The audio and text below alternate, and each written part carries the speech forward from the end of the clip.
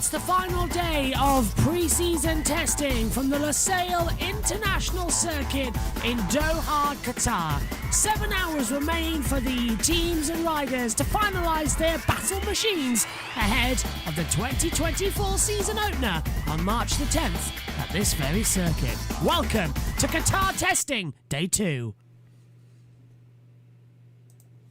Hello everybody, the green light is about to go on and we will be underway for the final day of pre-season testing. The green light is on and 7 hours of action gets underway.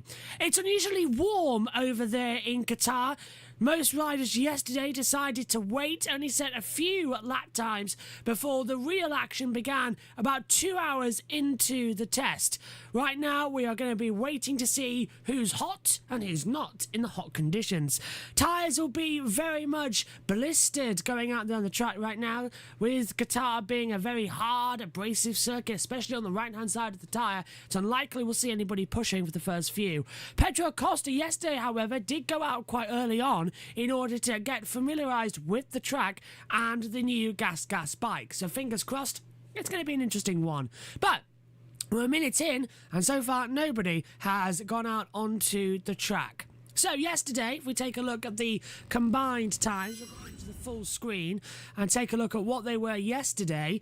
It was Pecco Bagnaia who was fastest on a 1:52.040. Jorge Martin was directly behind him, 2/10 back, however. We expect that gap to close today like we did in Sepang. Aleix Espargaro in the Aprilia, not with their new engine we found out, but he was still very much up there in third position.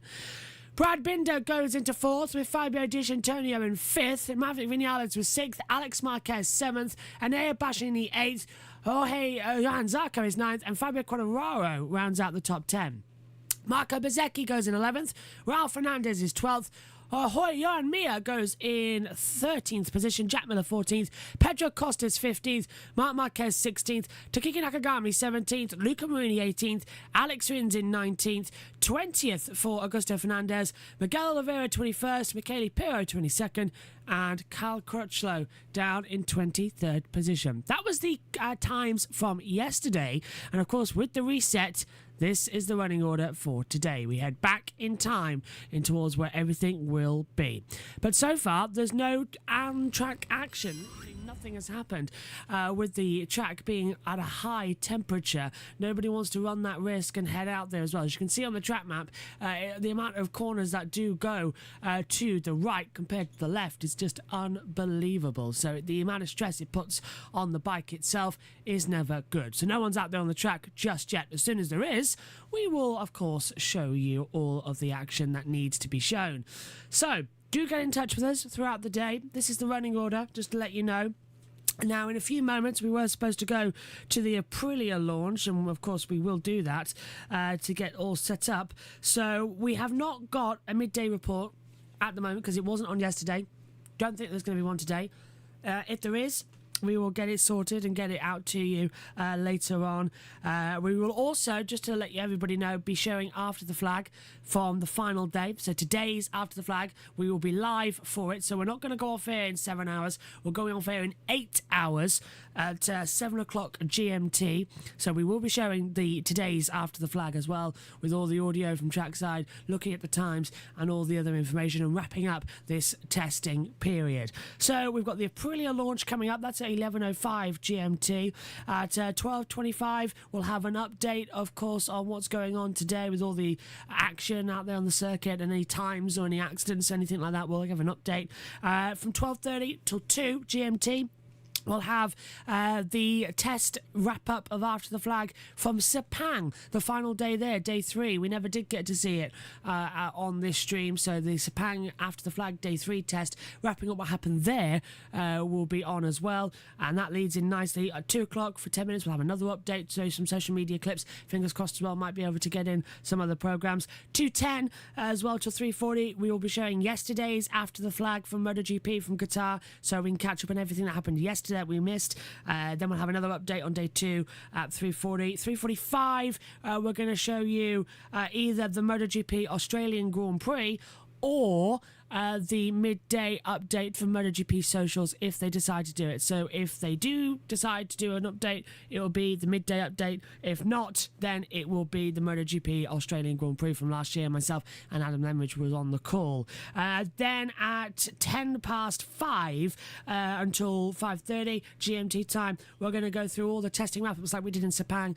Every interview we can get a hold of, we'll show to you, give you all the information and all the news. And then at 5:30 as well until 7 o'clock, it will be the second day live Qatar after the flag. I'll hand over to the MotoGP feed as well. They'll take you through the last half hour. And then the checker flag's out at 6 o'clock GMT. We're off here at 7 o'clock. I'll say goodbye and we'll do all the usual post-analysis stuff. So that's what's coming up today. We are 5 minutes in, and so far nobody has gone out onto the track. If anything does change on the track, we will of course let you know. But as things stand, they are pretty much nothing. Just absolutely nothing going out there as well, as we can see. If they were, their best laps would change, but everybody has just remained stationary out in that pit lane at the moment. So let's turn our attention then to the last team launch of 2024, and that being of Aprilia, who launched a few days ago before the start of the Qatar test. We'll hand over to MotoGP. Your host for this one is not Jack Appleyard, but Elliot York. Welcome to the 2024 Aprilia Racing presentation, the penultimate one of 2024. Of course, we've had plenty to look at so far, and now it's the time to see what the bikes will look like for Aleix Espargaro and Maverick Viñales for the upcoming season. My name is Elliot York, not Jack Appleyard, unfortunately here for you guys today. He's over in Qatar doing some proper work. We've sent him away for a couple of days over to the Losail International Circuit doing some filming with the riders out there, but he'll be back for the final one of the year, which will be Prima Pramac Racing on the 28th of February, so look out for that one. So what have we got coming up today? We are going to go live very shortly to the Losail International Circuit and speak to Jack Gorst, who's down there for us. We're going to then obviously of course watch the Aprilia Racing presentation. That will last around 15 minutes or so, we've been told, and then we're going to be going live again to Qatar to hear from the riders, team personnel from Aprilia Racing, hear again from Jack Gorst, preview the sort of test that's coming up, of course, the Qatar test coming up on Monday and Tuesday, have a look at where Aprilia stand in all of that. And then hopefully we're going to be speaking to Simon Crafar as well, who's just landed down in Doha. And then we're going to get my good friend and colleague from MotoGP.com, Chris Jordan, to review the livery and talk Aprilia as well. Remember, get involved in the chat. Get your questions across to us here.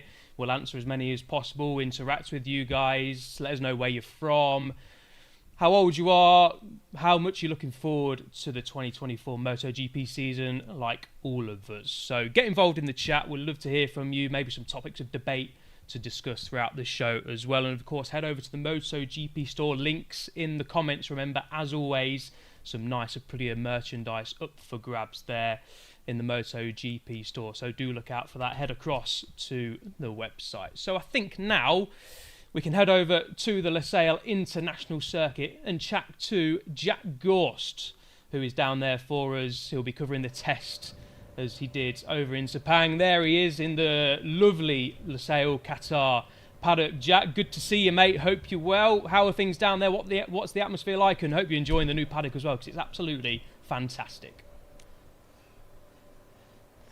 Yeah, good to hear from you, Elliot. Yeah, as you say, the new paddock is incredible. You can see behind me just the scale and beauty of the paddock. Of course, the remodelling finished early last year, and there wasn't exactly any concrete figures as to how much it cost, but I can tell you it cost a flipping lot. It was certainly quite a lot of money anyway. The paddock, as you say, completely redone, added in new pit buildings. There's 50 garages here now, so certainly when Moto2 and Moto3 come for the Grand Prix as well, they'll be very happy, because it's one of the few places where most of the Moto2 and Moto3 teams will also get a garage too. And along with that, there was a bit of a resurfacing too. Of course, we're building up to the Aprilia launch. You may have just heard some cheers behind me. A bunch of the photographers and journalists, and also anyone that's just around anyway, have gathered down there where the Aprilia bike is being unveiled, and I'm sure they're getting already a bit of a sneak preview at what the 2024 RSGP will be looking like. Will it be any different? That's the big question. Will it look any slightly different with the livery? Well, we know the Aprilia has followed this kind of black, red and purple vibe for the last few seasons, so possibly it's going to be just another variation of that. It's obviously going to be a big year for them too, with Maverick Vinales and Aleix Espargaro. Lots and lots of talk about contracts coming up at the end of the year. Aprilia last year, you could say that maybe they didn't quite meet those targets that they wanted to, and already we've heard in 2024 that they say they're not quite ready to fight with Ducati this year. I mean, it'll be interesting to see where Aprilia do fight in the pecking order in 2024 to be able to see what they're going to be able to do. I think they'll be up there. Elliot, what do you think? Because I'm curious to know as well, from your point of view, what you've thought and seen over the Sepang test that we've already had. Yeah, I was going to get your thoughts on that, Jack. I think they're definitely going to be up there, but the contrasting comments, let's say, from both Aleix and Maverick. Aleix was much happier than both Maverick and Miguel Oliveira, who's of course riding the factory bike. I think they will be up there. They've got some work to do, let's say. Obviously Ducati have made a decent step. What are your thoughts, Jack? You're obviously down on the ground in Sepang. What do they need to work on most in the upcoming days in the Qatar test to really try and make that step forward? Well, it's tricky. I mean, if you look at the Sepang test, obviously you say about those conflicting signals. We had one rider in Aleix Espargaro saying, yep, feel pretty good with the bike, slowly understanding it and getting better and better, and it's definitely a step up from the 2023 machine. Then on the other side of it, you had Maverick Vinales saying he lacked feeling with the bike, didn't know where the limit was, couldn't push for a time attack. But then on the other side of it, you look at Maverick's lap times and his sprint simulation he did. He really wasn't that far off what Aleix managed anyway, so it's pretty tricky to know what's going on with Aprilia. There's also on the satellite side of it with the Trackhouse MotoGP team, with Miguel Oliveira saying similar sort of things to Maverick, lacking a bit of feeling, struggling with the time attack and particularly rear grip as well. One factor that will play a massive part in Aprilia's test here the next 2 days in Qatar at the Lusail International Circuit is, as you might be able to tell from my hair whipping about all over the place, it's a little bit windy here. It's not too bad at the minute, but today it has been relatively strong. I don't think it's the strongest that I've ever seen here at the Lusail International Circuit, but that could play a big part tomorrow and going into Tuesday as well for the Aprilia team, because it's just going to make it more difficult for them to know really how that bike is behaving accurately out there on track.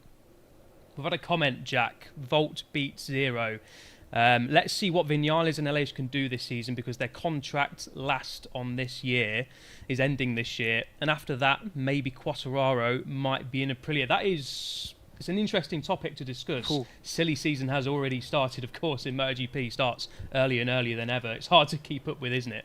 But we know potentially this is Aleix's last year. He did hint at that towards the start of last season. Maverick's got a big year, and lots of people like Fabio Quartararo have contracts ending with their current teams at the end of this season. So Aprilia are going to be on the potentially lookout. Thoughts on Quartararo going to Aprilia? I mean, personally, that's a fascinating move if it does happen. Pure speculation, of course, but what are your thoughts on that, mate?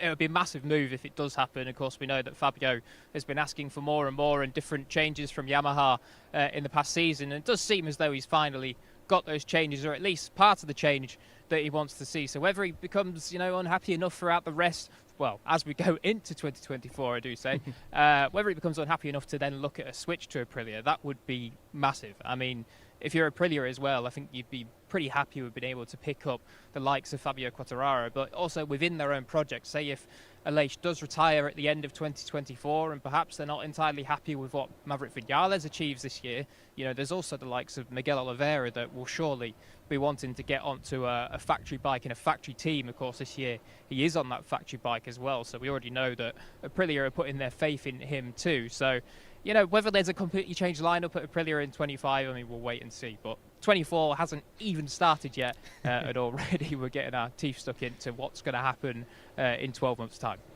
We certainly are. Cheers, Jack, for your comments. We'll speak to you soon. Go sort your hair out, mate, 'cause it is a little bit windy over there, so go get spruced up and we'll chat to you in a bit, mate. Cheers for your comments. That's the nicest way to say that I'm not looking good I've ever heard. Cheers. Looking splendid as always. So, as always, we've got fan questions coming in, and next up you're going to see who sent them in and who's been chosen to ask Aleix Espargaro and Maverick Vinales in the presentation. So have a look here. Hi guys, I'm Adila from Malaysia. I have two questions for Alicia Maverick. So for the first one is, what keeps you guys motivated during a race weekend while being away from your families? I know that the second part of the season is always going to be the toughest one for you guys since you guys are away from your families for a very long time. And Elish may have been doing it for quite some time now, but Maverick is fairly quite new to this fatherhood. So yeah, that is my first question. My second question is sort of like a dare or a bet, if you will.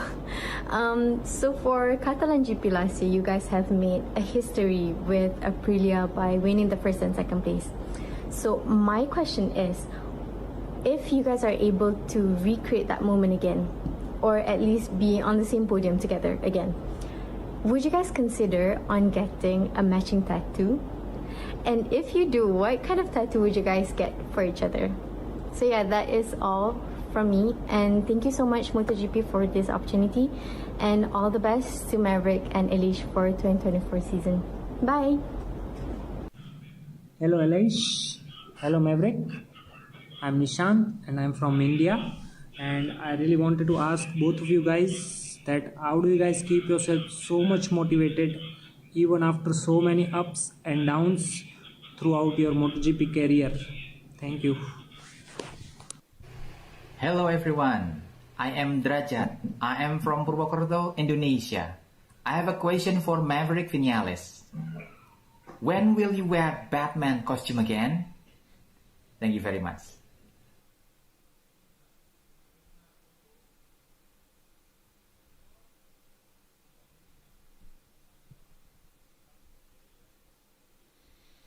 Thank you very much for sending your questions in. Matching tattoos for Maverick and Aleix. I'd like to see what they say about that. That would be very interesting to see what they would choose if that was going to happen. So without further ado, it's pretty much time to head back across to the Losail International Circuit and head to watch the official unveiling of the 2024 factory Aprilia RSGPs that Aleix Espargaro and Maverick Vinales will be riding in 2024. As we've said, it's a huge year for both of them. They sort of came into 2023 after Aleix Espargaro went so close, didn't he, in the 2022 MotoGP World Championship, going so close, came within touching distance of the title. And then 2023 didn't have that same effect, unfortunately. So they're going to be managing expectations of Aprilia in 2024. But a big year ahead. As always, you can head over to MotoGP Authentics. This is a really cool one. Get your name on the checkered flag, the Qatar Grand Prix. Head over there to get all the latest and official memorabilia from MotoGP. So links always in the chat. A reminder about that. Do head over there. There's some fantastic stuff on there to get your hands on too.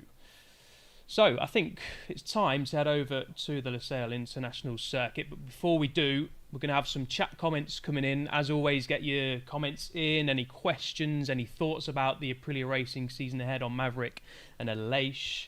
Love to hear from you guys and hear what you got to say.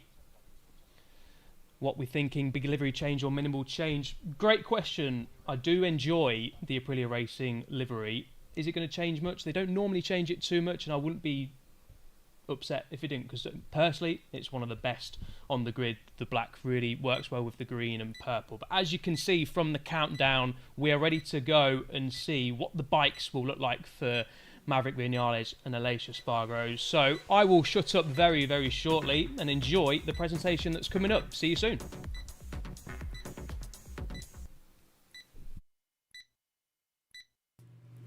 So the countdown beginning until we see the Aprilia launch. Still nobody out on the track right now. Hello, Upstongs. Hello. Yeah, so nobody's gone out on the track right now, as well as you can see. They've all decided to stay in. But let's take a look at the Aprilia.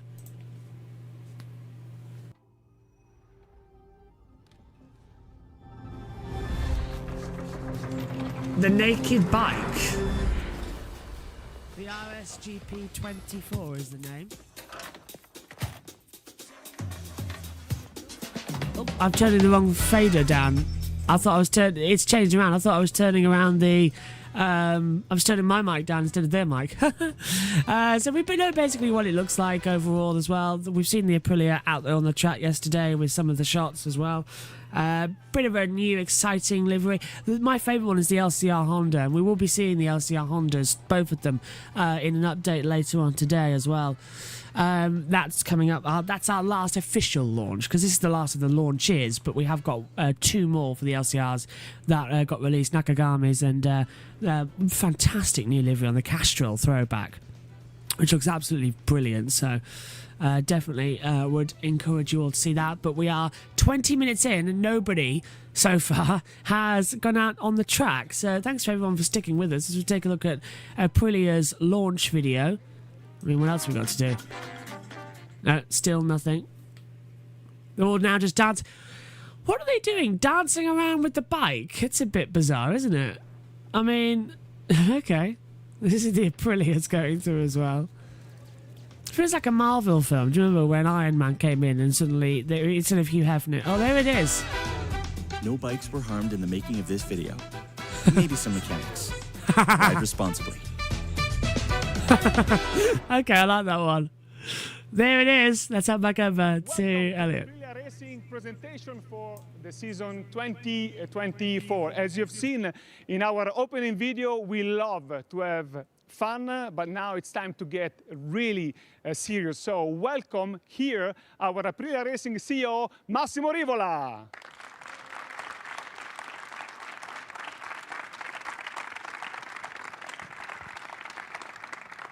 So Massimo, it's a great feeling to be here, and we have seen the bikes with this livery. What can you tell us about it? It's beautiful.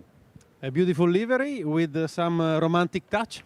A beautiful livery for a bike that, again, I love to say that innovation is the key word. And again, Aprilia is bringing new concept, and I like to see this kind of innovation every year.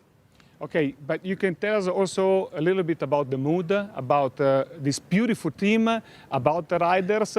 So what can you tell us? Well, motivation is at the top, absolutely. If we were not so motivated, we wouldn't be here, and we should change our job.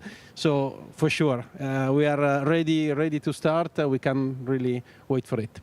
Okay, thank you very much, Massimo. And now welcome our technical director, Romano Albesiano.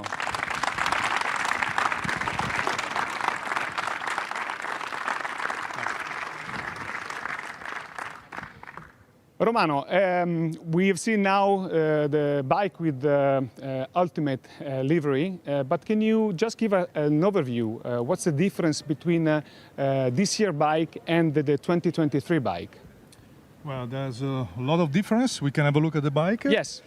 And you see immediately the different front wing concept. The aero concept is the most evident part of the development, especially the rear. There's a lot of thinking about this rear, and it's a totally new concept. But also the frame, the chassis is new, the swing arm is new, many transmission and engine components, electronics, so there's a lot of new parts on this bike. I know that Aprilia always brought in MotoGP a new concept, like the fork wings, like the ground effect fairing, like the tail wing. So what do you think is the feature, the special feature of this bike? Well, there's aerodynamic study really advanced. We are all constantly looking for more aero load, but not only aero load on straight, also the very complex aerodynamics flow around when the bike is cornering. So it's a very complicated aero concept, and we are really proud of these new things that we are testing in this winter test. And it's something really exciting that we are bringing every year. Thank you very much, Romano. Come here with me. And now we can welcome Aprilia Racing Team Manager Paolo Bonora. Paolo.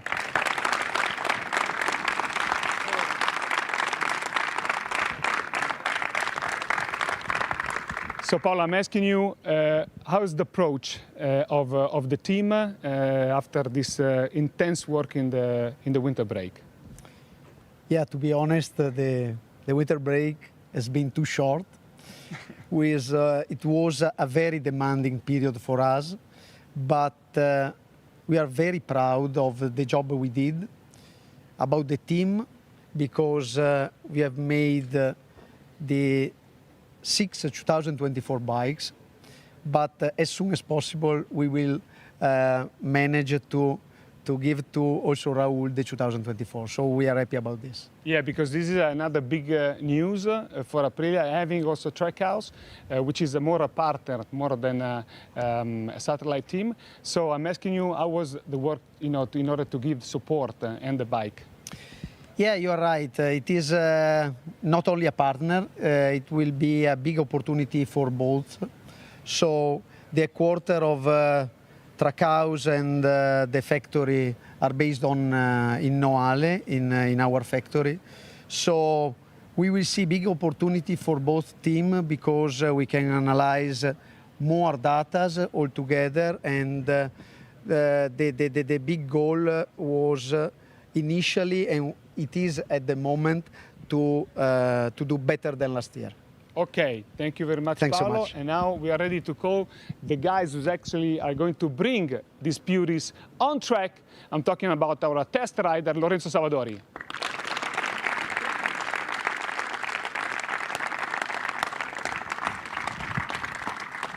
So the first question I'm going to ask you, how was your winter break, Lorenzo? Yeah, it was good. I'm training a lot with my RSV4 on track and to arrive ready for racing and for start the season in a good way. You were the first one actually to bring the RSGP 24 on track in Malaysia. What was your feeling?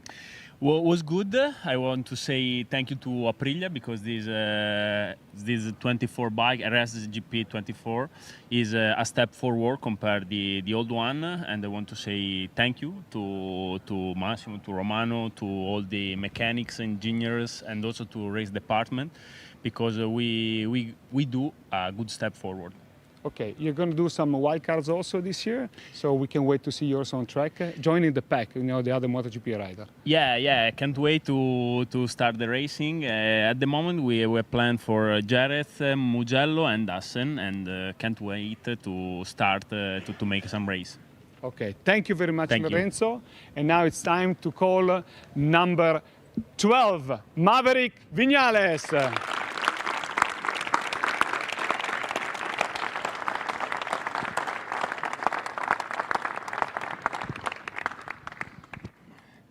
So Maverick, since I know you quite well, I'm asking you, how bad were you missing riding the bike? Well, I have to say that I was enjoying a lot of home. So I was not missing in a lot, but of course to ride these bikes, you only can ride here in MotoGP. We are working a lot with Aprilia trying to transform this bike on an amazing bike, and for sure every time we go out on the track we are improving and improving, so that's a great news. However, I train a lot this winter. I eat like nothing, so I hope to bring an amazing results to this team. I'm just asking you, how does it look? How do you like the bike as it looks? Well, it looks, of course, very sharp. It's something I like, but it's better when you try. So it goes. It's in a good shape, the bike. Okay, we know that you finished last season in a very great shape. I think it's time to work to get that feeling back again. What do you think? Of course, it still is early. The Sepang test, we've been very calm, trying to really figure out what was going well or not. Always the test. It's complicated, but still we remain calm. We know we have 2 more days. I think with the guys we are working on the simple things, which will make us go very forward, and that's our target. I know if I'm able to be in the front since the first corner, I'm able to do a great performance. So my target, of course, is that. Thank you very much, Maverick. Thank you. And now it's time to call rider number 41, Aleix Espargaró.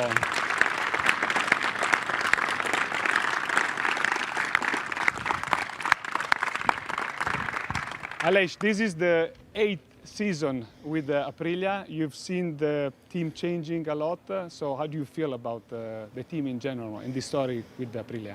Yeah, very exciting, to start my 8th season as Aprilia factory rider. The project has grown a lot. you cannot imagine from how far we came from, and I'm very proud, to still be here. I think I have the strongest human team behind me since I arrived 8 years ago, so we're ready to fight. We all remember the wins in Barcelona and Silverstone, and maybe it's going to be even tougher and harder fight. What do you think about it? 100%. Every season is a new challenge. It's harder and harder because more young riders with higher talent are joining the class. Our rivals, the other factories, are getting closer. So, the competition is going to be very high. But this is why we are here, to race against the best of the world.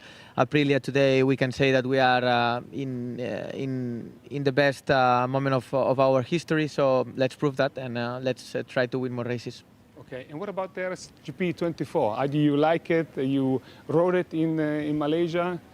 I think it's beautiful. As you can see, super racing livery, and the first test was quite good, really positive. Obviously, the dynamics change quite a lot the way you ride the bike, and we still need to do some more testing before the first race. But yeah, looks promising. Okay, thank you very much, Aleix. Thank you, guys. You've been wonderful. Without you, this wouldn't be possible. So a lot of merit goes to you as well. So we actually ended our presentation so far, but remember, it's not over yet. So stay with us, and now enjoy the last video, the still life video with Aprilia Racing.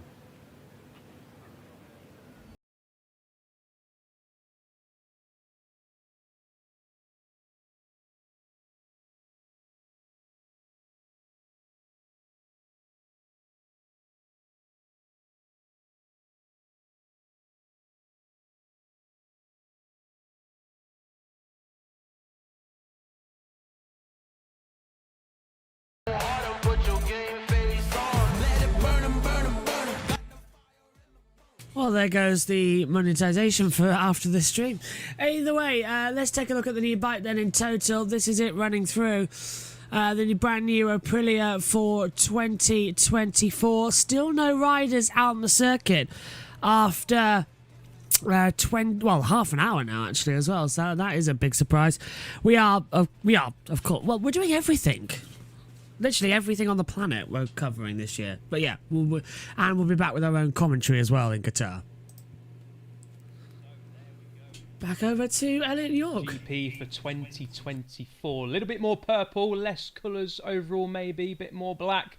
I personally really like that. It's simple, it's clean. Most importantly, will it be fast? Let us know in the comments how you think about that new livery for Aprilia. As I say, I'm a big fan. I liked it before, and I think I like it now.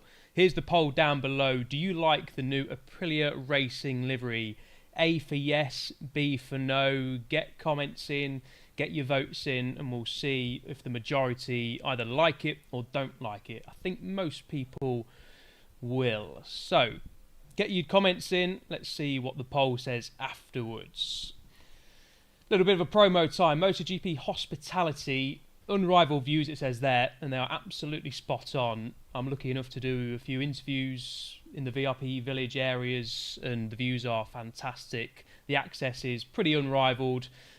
So get over to MotoGP.com, go onto the events page. The hospitality is always links in the comments. Head over there and get yourself to a MotoGP Grand Prix this year, because let me tell you, it is absolutely worth it. Let's have a look at some chat comments then that have been coming in throughout the team presentation. From Sam Bennett, Top Gun win is coming this season, going down in history. Yeah, of course, Maverick is part of a trio along with Alex Rins and Jack Miller who could create history this season by becoming the first rider in MotoGP to win with 3 manufacturers. He came close last year, didn't he? Did Maverick Vinales, I think 3 P2s last year. It came close, especially in Indonesia, in Portimao as well. Julio Cesar, es la moto perfecta. My Spanish isn't 100% great, but I can tell you that does say the bike is perfect, as you can probably make out at home. Didn't need me to tell you that. Stumpy Nation would love to see some really competitive results from them this year. Yeah, I think we all do. Aleix and Maverick wear their heart on their sleeves. Some people might not like that. Some people love it. I personally love it. It's great for content, great for interviews, and great to see rides actually showing a bit of personality. And we'd love to have Aleix and Maverick up there this season. More race wins for Aprilia, says DC322. Yep, let's hope we do. A couple of wins last year, of course, for Aleix Espargaro. None for Maverick Vinales. From Amy, not bad. They could have made the colours a bit more exciting for the fans, as that's what the fans like. But overall, I'm not disappointed. Yeah, I can understand what you mean. I mean, compared to, let's say, the VR46 livery, it's a little bit different, isn't it? Mainly black with a splash of purple, a bit of Aprilia red on there. I mean, I'm a fan, but I can see why you would think that, Amy. I think a few will agree with you as well. They're not going to be hard to spot because it's sort of a unique livery, let's say. A lot of the colours on show, factory Aprilia, for example, Grassini light blue, factory Ducati red, Grassini blue, Yamaha blue. It's going to be set apart from the rest, let's say. But I'm a fan of the livery overall. A nice splash of purple, but there isn't too many colours on there. So I can understand why people might not like it as much as some of the others. Let us know what liveries have impressed you so far. And from Mo F1, MotoGP is always on fire under the floodlights. Couldn't agree more, Mo. The Qatar circuit, the Losail International Circuit, is a spectacular sight, but it really, really comes alive during the night time. It doesn't feel the same when we do sort of free practice or testing in the daytime. It really, really comes into its own under the floodlights. And with the new paddock as well, it's an absolutely spectacular venue to go and visit. So if you can get down to the Losail International Circuit, do, especially with the new paddock, like I say, it is a sight to behold. Going there for the first time last year it takes your breath away. It generally does. So I think we can go now back down to the Losail International Circuit, because I believe Jack Gorst has got Maverick Vinales with him, and as you can see, he absolutely does. So Jack, down to you, buddy. Maverick, thank you for waiting for us. Obviously, impressions on the new livery, it looks quite nice. What do you think? I already see on the winter. So no, I mean, of course, it's very similar. Trying to optimize also the weight with the colors, which is always good. What more I can say? Obviously, 2024 is going to be a big year. We know how competitive Aprilia have been recently. Last year, perhaps, maybe didn't quite reach exactly the goals that you want. So what are the goals for 2024? Well, basically, to go back on last year, we didn't achieve the goals we want because we started really bad. And so that's a simple thing we need to improve. Of course, it's one of the main focus for me, because at the end, it's not in my hands. So I need to push the team, trying to improve a little bit more, especially to approach our competitors. And then the bike is working well. I mean, we did the test really calm, trying to understand really well what is going on the bike, what is not. And today, and of course the next days, we have one mission, that is to understand what is the package aero that benefits the most. So that's our target for also the test.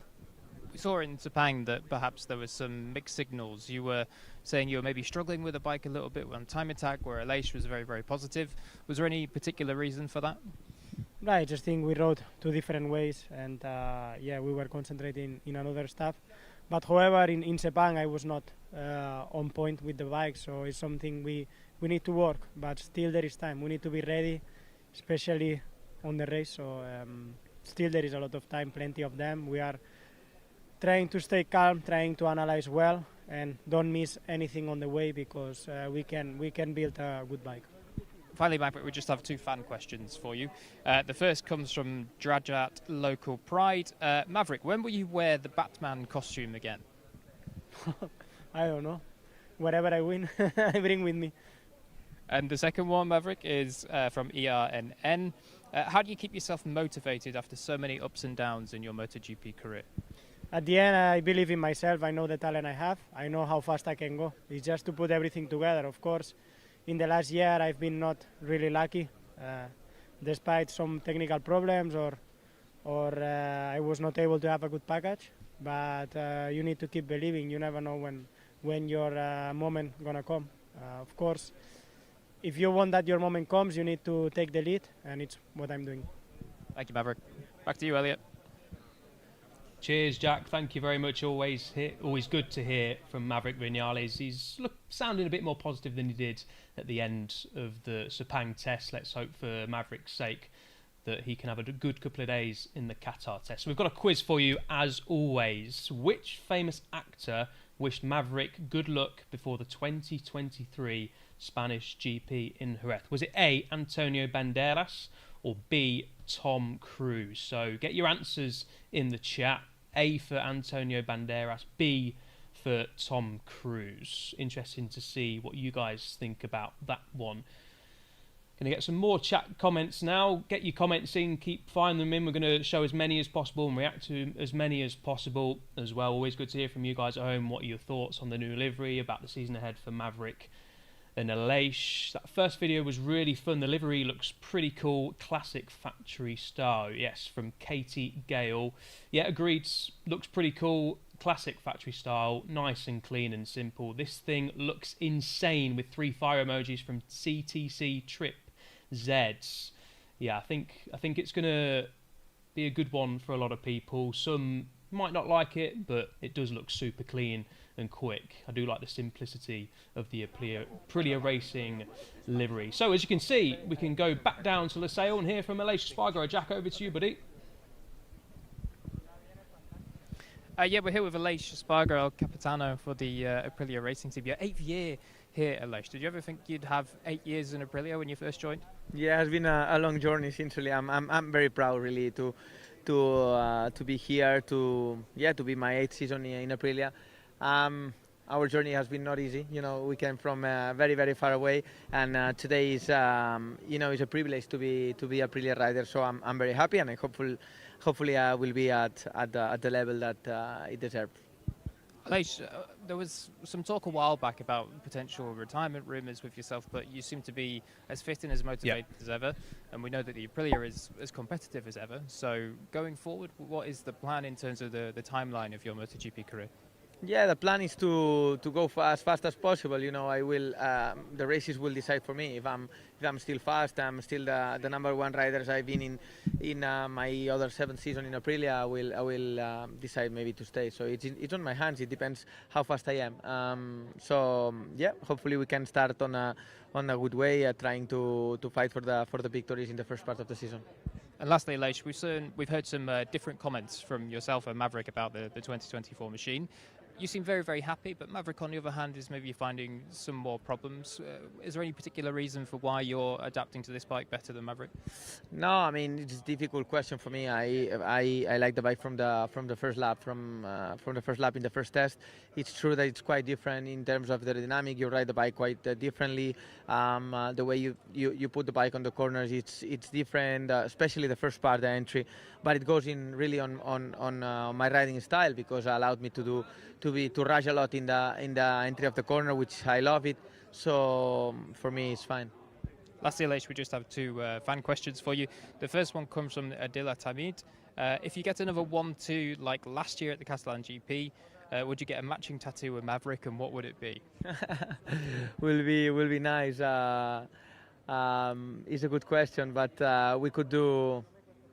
Yeah, we could do a nice tattoo with the date of the race, because Rider out on track, Augusto Fernandez in the qualifying, then 1-2 in the race with Aprilia, so it will be nice to repeat it again. And lastly, Aleix, the second fan question comes from ERNN. How do you keep yourself motivated after so many ups and downs in your MotoGP career?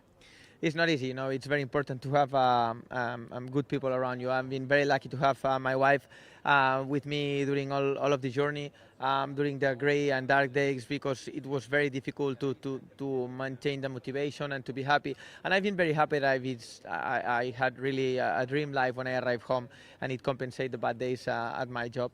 But the last 2 years has been a dream for me. I'm enjoying a lot at home. I'm enjoying a lot of racing.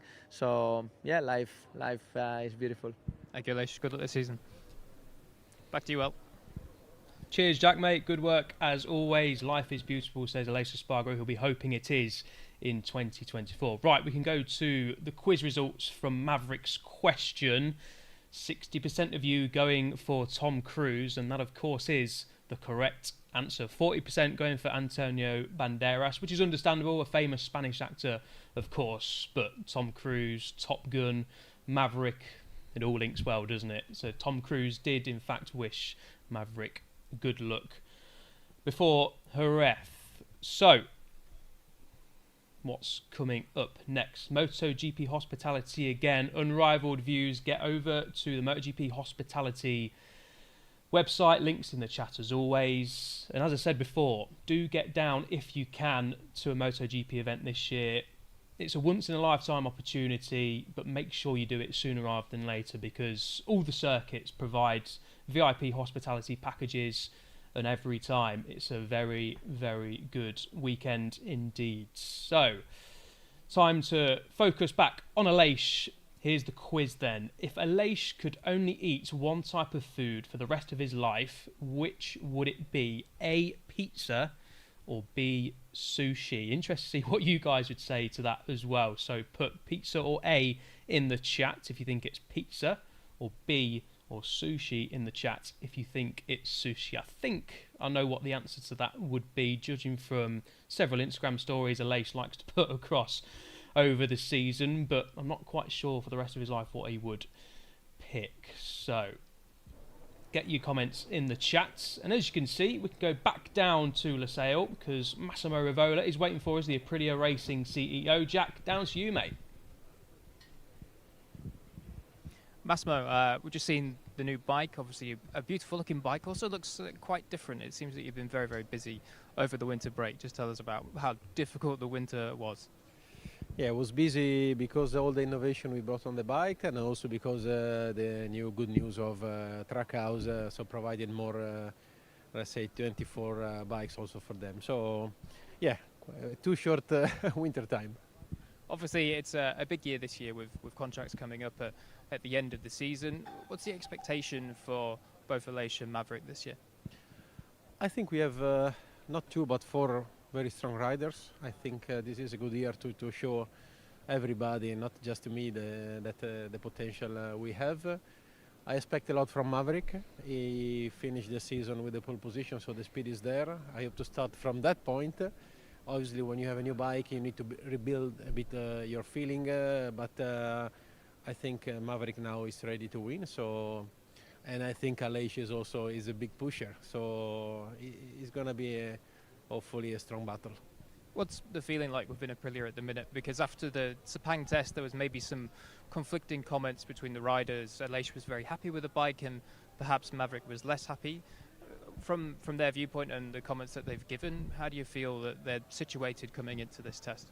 Yeah, you're right. The good thing is that Aleix proved that the new package is faster than the previous one.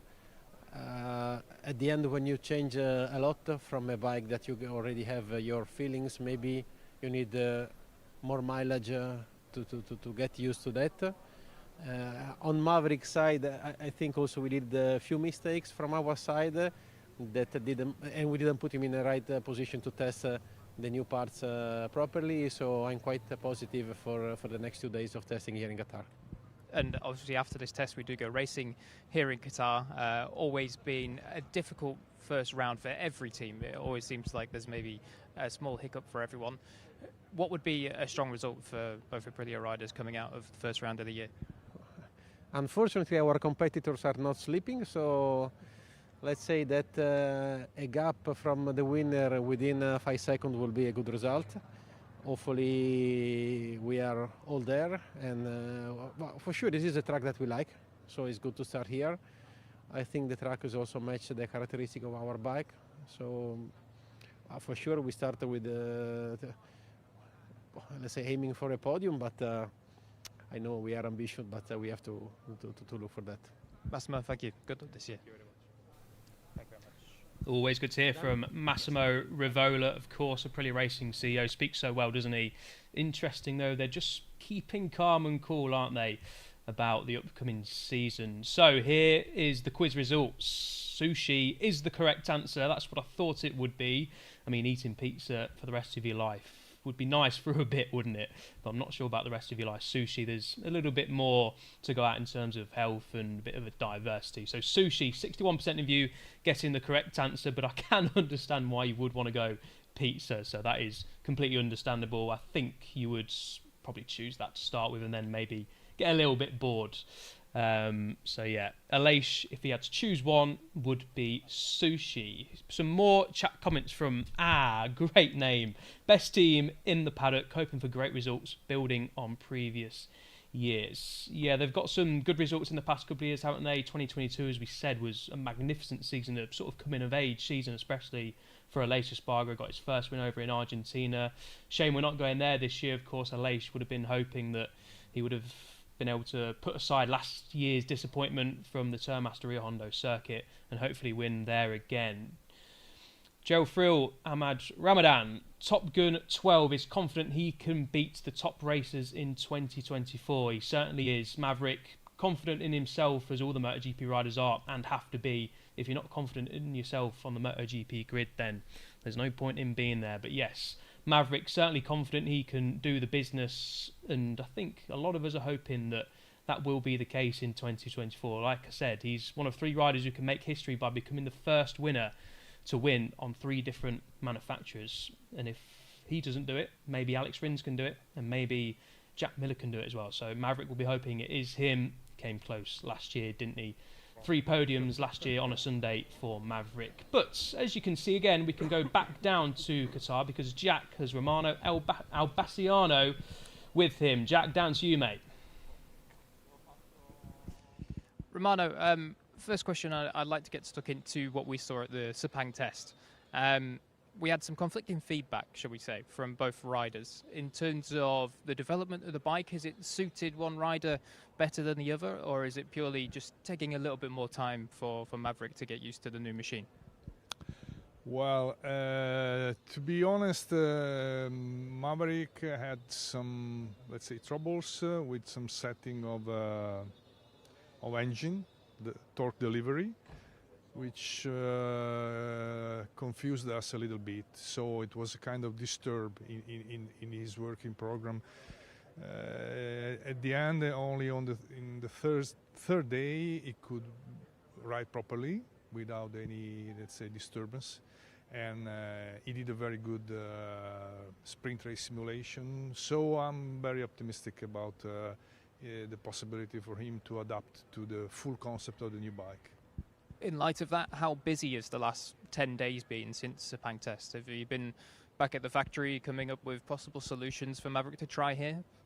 No, not really. We didn't need to prepare something special. We just needed to check the data, make a plan for this test, and use the parts that were already available in Sepang. No hurry for doing something new to repair any mistake. And we've seen in testing that Ducati have obviously taken another step forward. It seems that everyone has taken a step forward, and Aprilia have openly admitted that perhaps right now we're not quite ready to fight with Ducati. How far do you think you are away from Ducati, and do you think that in the next 2 days you can close that gap? Should consider that the race we did in Sepang last year was a very difficult race for us. We was probably maybe the worst race in the season. So the results we had in the test very close to the leader, and with a very good result on the sprint race simulation, it's been super good. So considering this on a more favorable circuit, make us to be very optimistic. So I think it's so early to say, but I think we should be ready for winning some races also this year. Let's see. Let's hope it happens. Thank you, Romano. You're welcome. Good to hear from Romano. Aprilia should be ready to win some races this year. That's good news for the fans of Aleix and Maverick, and Aprilia fans, of course, as well. We'd love to see Aprilia back up there fighting for the sharp end week in, week out. They were just a little bit too inconsistent last year, weren't they? So we have a poll for you. Who will finish higher in the 2024 MotoGP World Championship? A, Aleix Espargaro, or B, Maverick Vinales? They were split by 2 points last year. Aleix finished 6th, Maverick 7th, only a couple of points between them, so it was super, super close in 2023. Who do we think will finish higher in the championship this year, Aleix Espargaro or Maverick Vinales? Then, without further ado, we can head over back to Losail and chat to the Aprilia Racing team manager, Paolo Bonora. So, Jack, back down to you, buddy. Is not enough busy. Yeah, Paolo was just saying that the winter busy is not enough. So, from your side, tell us how busy it was. Yeah, absolutely. Busy is not enough to say what the team has done during this too short winter break, because we changed our plan regarding the 2024 bike. It was in plan to supply to Trackhouse initially the 2023, but at the end we defined all together to supply the 2024 also to the Trackhouse team. We are fully involved in this to give them as soon as possible, and Miguel will be the first one to have the 2024 bike since the first test, sorry. And as soon as we can, probably in the second part of this season, also Raul will have the 2024.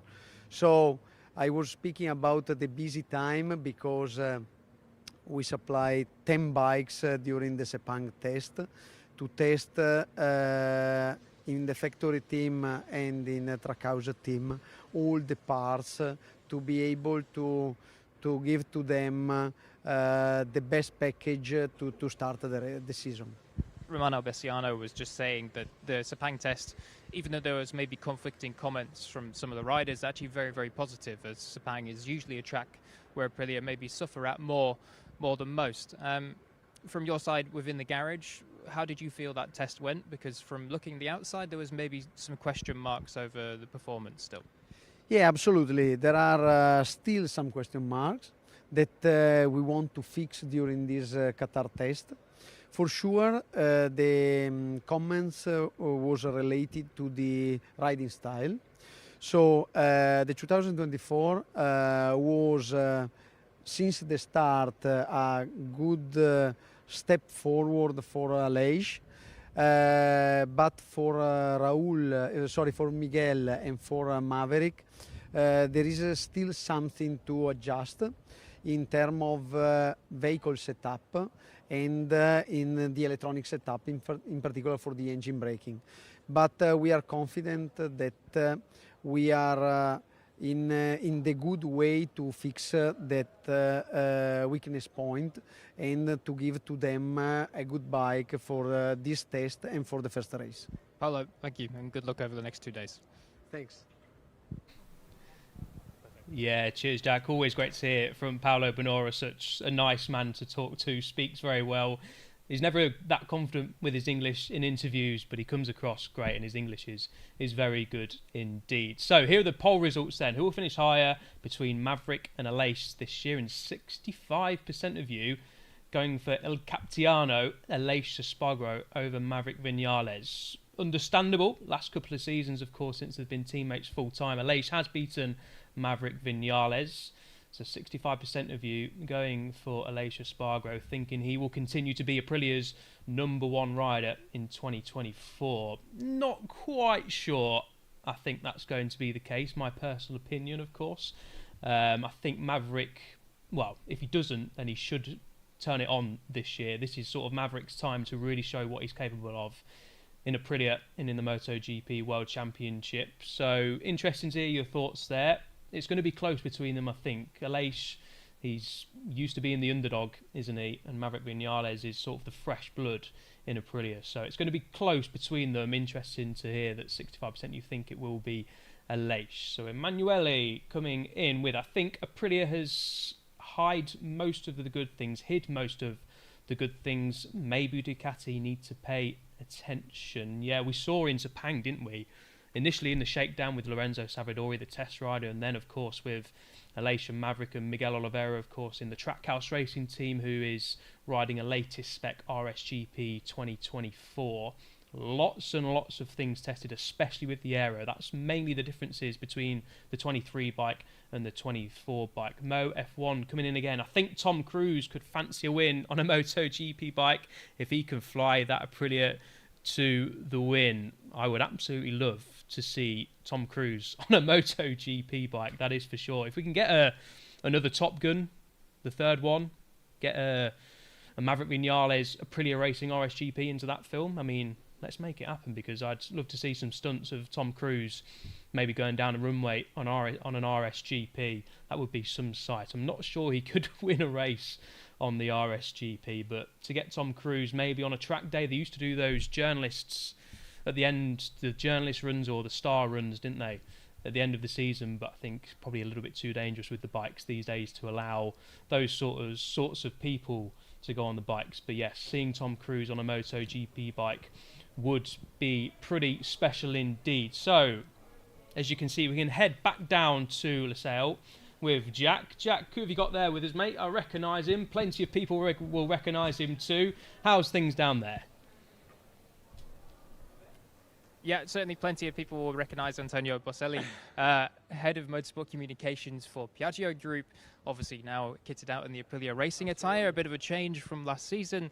And we actually have the 2024 RSGP alongside us as well in all its beautiful glory. Antonio, lots and lots of changes on this new bike. We've seen plenty of aero pieces here. We can see the rear wing down here. I wouldn't even know what you call this piece, a sort of rear wheel cover fins. Yeah, there we go, side fins. You can see how beautifully crafted, with much thicker on the leading edge and finning back to the trailing edge. But obviously you're inside the Aprilia operation, so just talk us through some of the improvements. Yeah, I think, hi everybody. I think probably the nicest part of the bike, we hope it's going to be effective also on performance, but it's the tail. If you see here, there's a kind of like resemblance to what is done in Formula One. Mm-hmm. The concept is the same. How it works is different, because you know that the diffuser on the cars are very close to the ground, so it does the ground effect. In this case, it's not a ground effect because the tail is too high, referring to the track, but it does give some downforce. So what actually does, it creates like an airflow to push a little bit the tail of the bike onto the ground, so especially in cornering you have a high downforce. So it's a concept that might be interesting, and then apart from that, the tail wing is another thing that I'd like to just mention, because the tail wing, also the fork wings or the ground, the effect fairing, were some features that Aprilia brought in MotoGP. We've seen in the last couple of years that Aprilia have almost taken the mantle away from Ducati as the aero innovators, shall we say. It's been an incredible rise since 2020, once they first switched to the 90-degree V4, and just how much performance they've managed to amass year on year. We know that perhaps last year there was some issues with, well, for one, there was a huge amount of heat that occasionally at the hotter racetracks was cooking the riders. We can see here that there are small fins to guide air, I guess, to the rider. Is that something that's been worked on this year as well to help keep the rider a bit cooler? Yes. The problem is that once the heat is generated inside of the bike, it's very difficult on a aerodynamic point of view take it away from the bike. So it's very hard for that. So what did he say? What Pecco said? I don't know. I don't speak Italian. So. Cos'è did? Ah, okay. He said I switched side. So basically what happened is that we had a test in Malaysia. I don't know if you remember the three Aprilia rider with the RSGP 24. They were riding together, and the heat is still an issue. I think that with the second aerodynamic package, there will be some idea just to get the hair, the heat away from the rider. Just as we're looking around the bike here, if we come actually just round to the front of the machine, you'll see kind of, again, some of the updates and just small tweaks that Aprilia have made this year. Of course, we see the main front wing now, that it has this connecting piece that swings back onto the main fairing. That last year wasn't there. They just kind of came out and stopped here. They look a little bit larger, I presume, larger surface area. And then as well, if you just come down to here, you'll see those fork wings that Antonio referred to earlier. They actually just attach in on a small bracket around the fork leg up the top there, just two little screws, and they hang off on the front. They're updated as well, all sorts of small little tweaks, including adding on the side pods. We can't wait to see it on track tomorrow. Of course, we've already seen it in Sepang. Here at the race in Qatar last year, Maverick was pretty good. He was actually the top non-Ducati finisher in both races. For the test, what's kind of the overall plan for the next 2 days?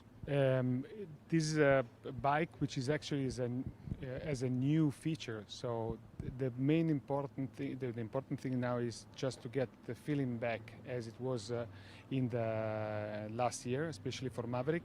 If you consider the test in Malaysia was a little bit tricky because it didn't rain. The temperature was not so high in the morning, so the time were really good. So we dropped 1 second. We were the one, Aprilia was the one who dropped actually the most. But we need to see in a different track, we need to see with a different layout. But now it's time to get, extract the potential out of the bike. Well, let's see what that potential is. Thank you very much to Antonio for showing us around and joining us, and also to Aprilia in general for their courtesy and allowing us to be up close and personal with the 2024 bike. Elliot, back to you. Yeah, cheers, Jack. Great to get a close look at the Aprilia RSGP. Before you go, mate, how much are you looking forward to getting stuck into the tests in the upcoming couple of days? You're going to be a busy man on the ground as always. Yeah, I'll be badgering about in pit lane there. You can guarantee that. Of course, going to be great to be here in Qatar. It's my first time in Qatar, so I'm looking forward to seeing the bikes at night in person. That'll be something that's going to be interesting. But as you say, what I'll be looking for in pit lane, Aprilia are one of the key stories, really, of the established factories that we know are fairly competitive at the minute. I think they're the one that has the most question marks at the moment. On the other side of it, of course, we know the stories with Honda and Yamaha, but I'll be keeping an eye on Aprilia pretty closely. Cheers, mate. Looking forward to that. Chat to you on after the flag tomorrow. Cheers for your hard work today, mate. Get some rest. And, catch you tomorrow, buddy, for the test. Couple of days coming up, an interesting couple of days. So, cheers, mate. Chat to you tomorrow. Cheers, mate. I'll see you back in Barcelona. He certainly will. Yeah, great to have a close-up look at the RSGP. So many new things, especially with the aero on the new bike coming up in 2024. We saw it, as I said, at the Sepang test in much more detail. And if you want to get trackside and get a closer look at the bikes, which I really, really hope you do and push you to do, because watching it on TV is one thing. Going to the track and watching MotoGP is a whole new different kettle of fish. It is fantastic. So always in the chat, MotoGP.tickets.com. Click the link in the chat and get booking your weekend away in 2024. Right, we can, as I shuffle across, welcome my good pal and MotoGP.com colleague, Chris Jordan, who some of you will probably recognise from the VR46 launch. Chris was over in Italy doing that. Chris, how are you, mate? Good to see you. Very good, and a pleasure to be alongside you. What a sterling job you've been doing so far. But I said I'd step in and try to give you a little bit of help to close out the show. Absolutely, mate. Help is always welcome. So, obviously, Aprilia, interesting season coming up for the Nawali factory. First things first, though, the livery. Changed a little bit. I personally really like it. Some people will like more colours, which is understandable, but what are your thoughts on it? I'm quite a big fan. It's looking quite regal with that dash of purple spread across the RSGP.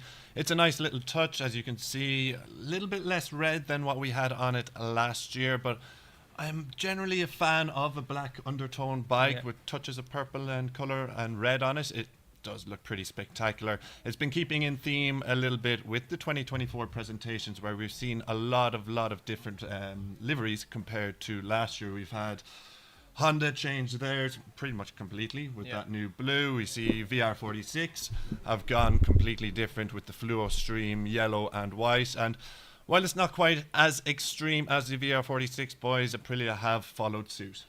Yeah, they certainly have. I'm a massive fan. I know people are going to like a little bit more colour than that on some of the bikes, but I think we've got a good mix this year. Of course, we've still got Prima Pramac to come.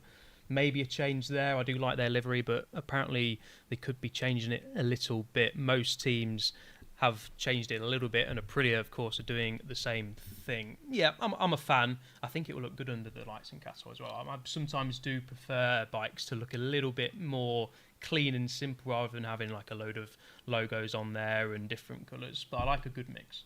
Yeah, absolutely. I can't wait to see it in action under the Licea lights. Yeah. It's a pity we don't actually have more night races during the championship, because they always look much better with that visor, the eyes sticking out beneath the visors as well. It's always a treat to see. So it's going to be great to be back at Qatar for the opening round. Of course, we have a couple of days testing first for riders to acclimatise to it, but it's exciting times ahead, particularly for Aprilia this season. I think from the testing that we've seen so far, they've come out pretty strong. I know Maverick Vinales didn't quite have that lap time in Sepang, but Aleix was bringing the fight to the Ducatis on the timesheets in both one lap pace and, of course, in the sprint simulations. He was mixing it with the best of the Desmos Adichis.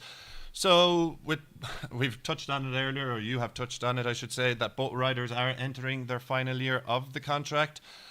Aleix says it's in his hands whether he will retire or not, but he still seems like he's feeling good. He's in the prime of his career, so I wouldn't be surprised to see him up towards the top end of the timesheets once again once the season gets underway proper.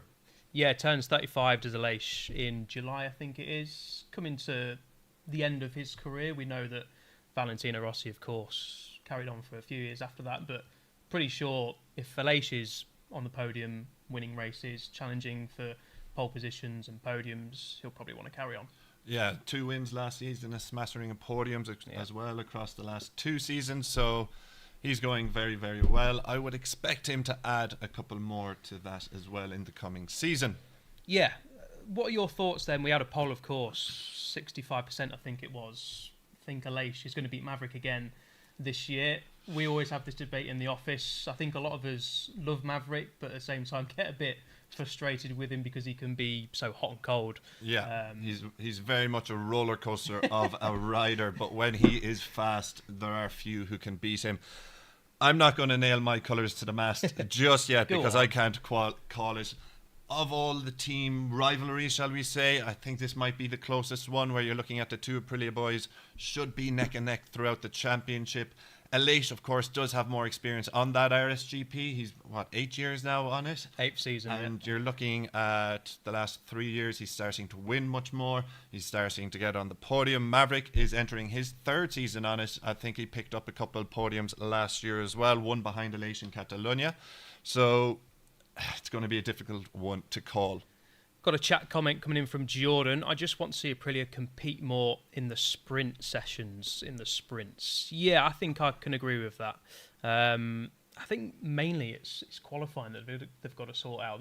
They look good sort of in practice on a Friday, but Maverick said this is a big thing as well, the starts off the line. They were losing so much time in 2023 off the starts, and in a sprint, if you lose time off the start, you've got half the time to try and make it up. So agree with Jordan there. It would be good to see Aprilia doing a little bit better in the sprints. Yeah, absolutely. You've hit the nail on the head. I think the starts were killing them basically in the sprint races, particularly when you look at the likes of the Red Bull KTMs who were rockets off the line.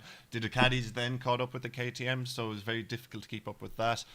Whereas if the Aprilias were on second row, they just kind of got mired in mid-pack, shall we say, a little bit. So hopefully they will have rectified those issues for the season ahead, and we will see them more competitive in the sprints. Umair, please ask the purpose of the swing arm fins. Yeah, that's a great question. Not the most tech-minded guy myself. Neither is Chris, I don't think. Would you say you're a tech-minded Don't person? sell me too short, but this is most certainly a question, I think, for one of our tech gurus of Simon Crayfire and Jack Gorse. We'll put the question to them once we can, and without a doubt they'll be back to you pretty quickly with a detailed explanation. Yeah, I wish I could give you a better answer, Umair. Apologies for that. It is super interesting, though, how much innovation has come in MotoGP. We saw it on the KTM with the little Funk fairing wings, saw it on Aprilia as well. And Aprilia, like Jack Gore said, in in the last segment he did, Aprilia really are sort of leading the innovation in terms of aerodynamics, working closely with Formula One, and we did see that in Sepang, didn't we, Chris, with their aero rake. We've seen it in Formula One, they've been using it for years, but for the first time we saw it in MotoGP. We can have a look at it here. There it is, a state-of-the-art piece of equipment. Doesn't look too pretty on the eye, I must admit.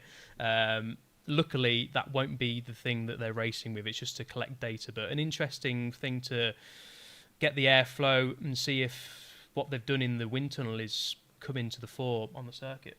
Yeah, Romano Albesiano as well was good enough to talk to Simon during the Sepang test and give a detailed explanation just how that aero rake works by monitoring the data of the wind flow across the rider and across the bike. So it's good. As Jack said, they've become the great innovators now in MotoGP of the aeros. But while remaining on the aero topic and segueing maybe towards Maverick Vinales, the new aero setups just don't seem to fit him quite so much at the Sepang test. It's one of the issues he's kind of mentioned that he's struggling with. He hasn't found that feeling with the bike yet. And he did mention grip was one area, but he also said the aero is the main difference of the bike, which changes the weight distribution of it a little bit. So that's one of the areas that Top Gun is currently struggling in. He said then on day 3, when he was talking to Jack post testing, that he needed just one more day to get things right. Well, he's got 2 more now coming up in Qatar, so it'll be interesting to see if he can find that feeling. Yeah, he definitely cut a frustrated figure in. Sepang did, Maverick Vinales. Not what we wanted to hear, but Aleix a lot more upbeat. Maybe that's sort of Aleix's experience coming into play. Aleix describing it as the best pre-season he's had with Aprilia. Maverick, as we say in his interviews, I'm sure most of you would have seen them on MotoGP.com or across social media. Maverick not too pleased, didn't manage to really get a time attack in, didn't feel comfortable.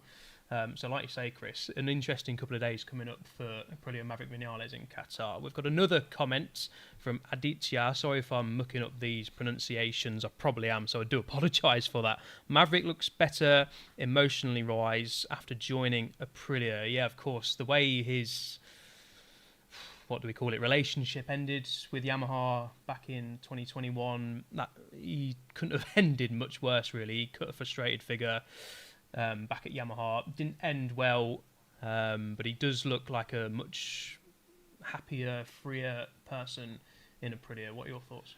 Yeah, absolutely. Of course, it was a torrid time towards the end of his Yamaha career, but he seems to have found a family setting now, of course, off track as well. He has his own family, which has maybe helped him settle down. But on track and in the paddock, he's got a new family there at Aprilia who have really, really seemed to have calmed him down and settled him down.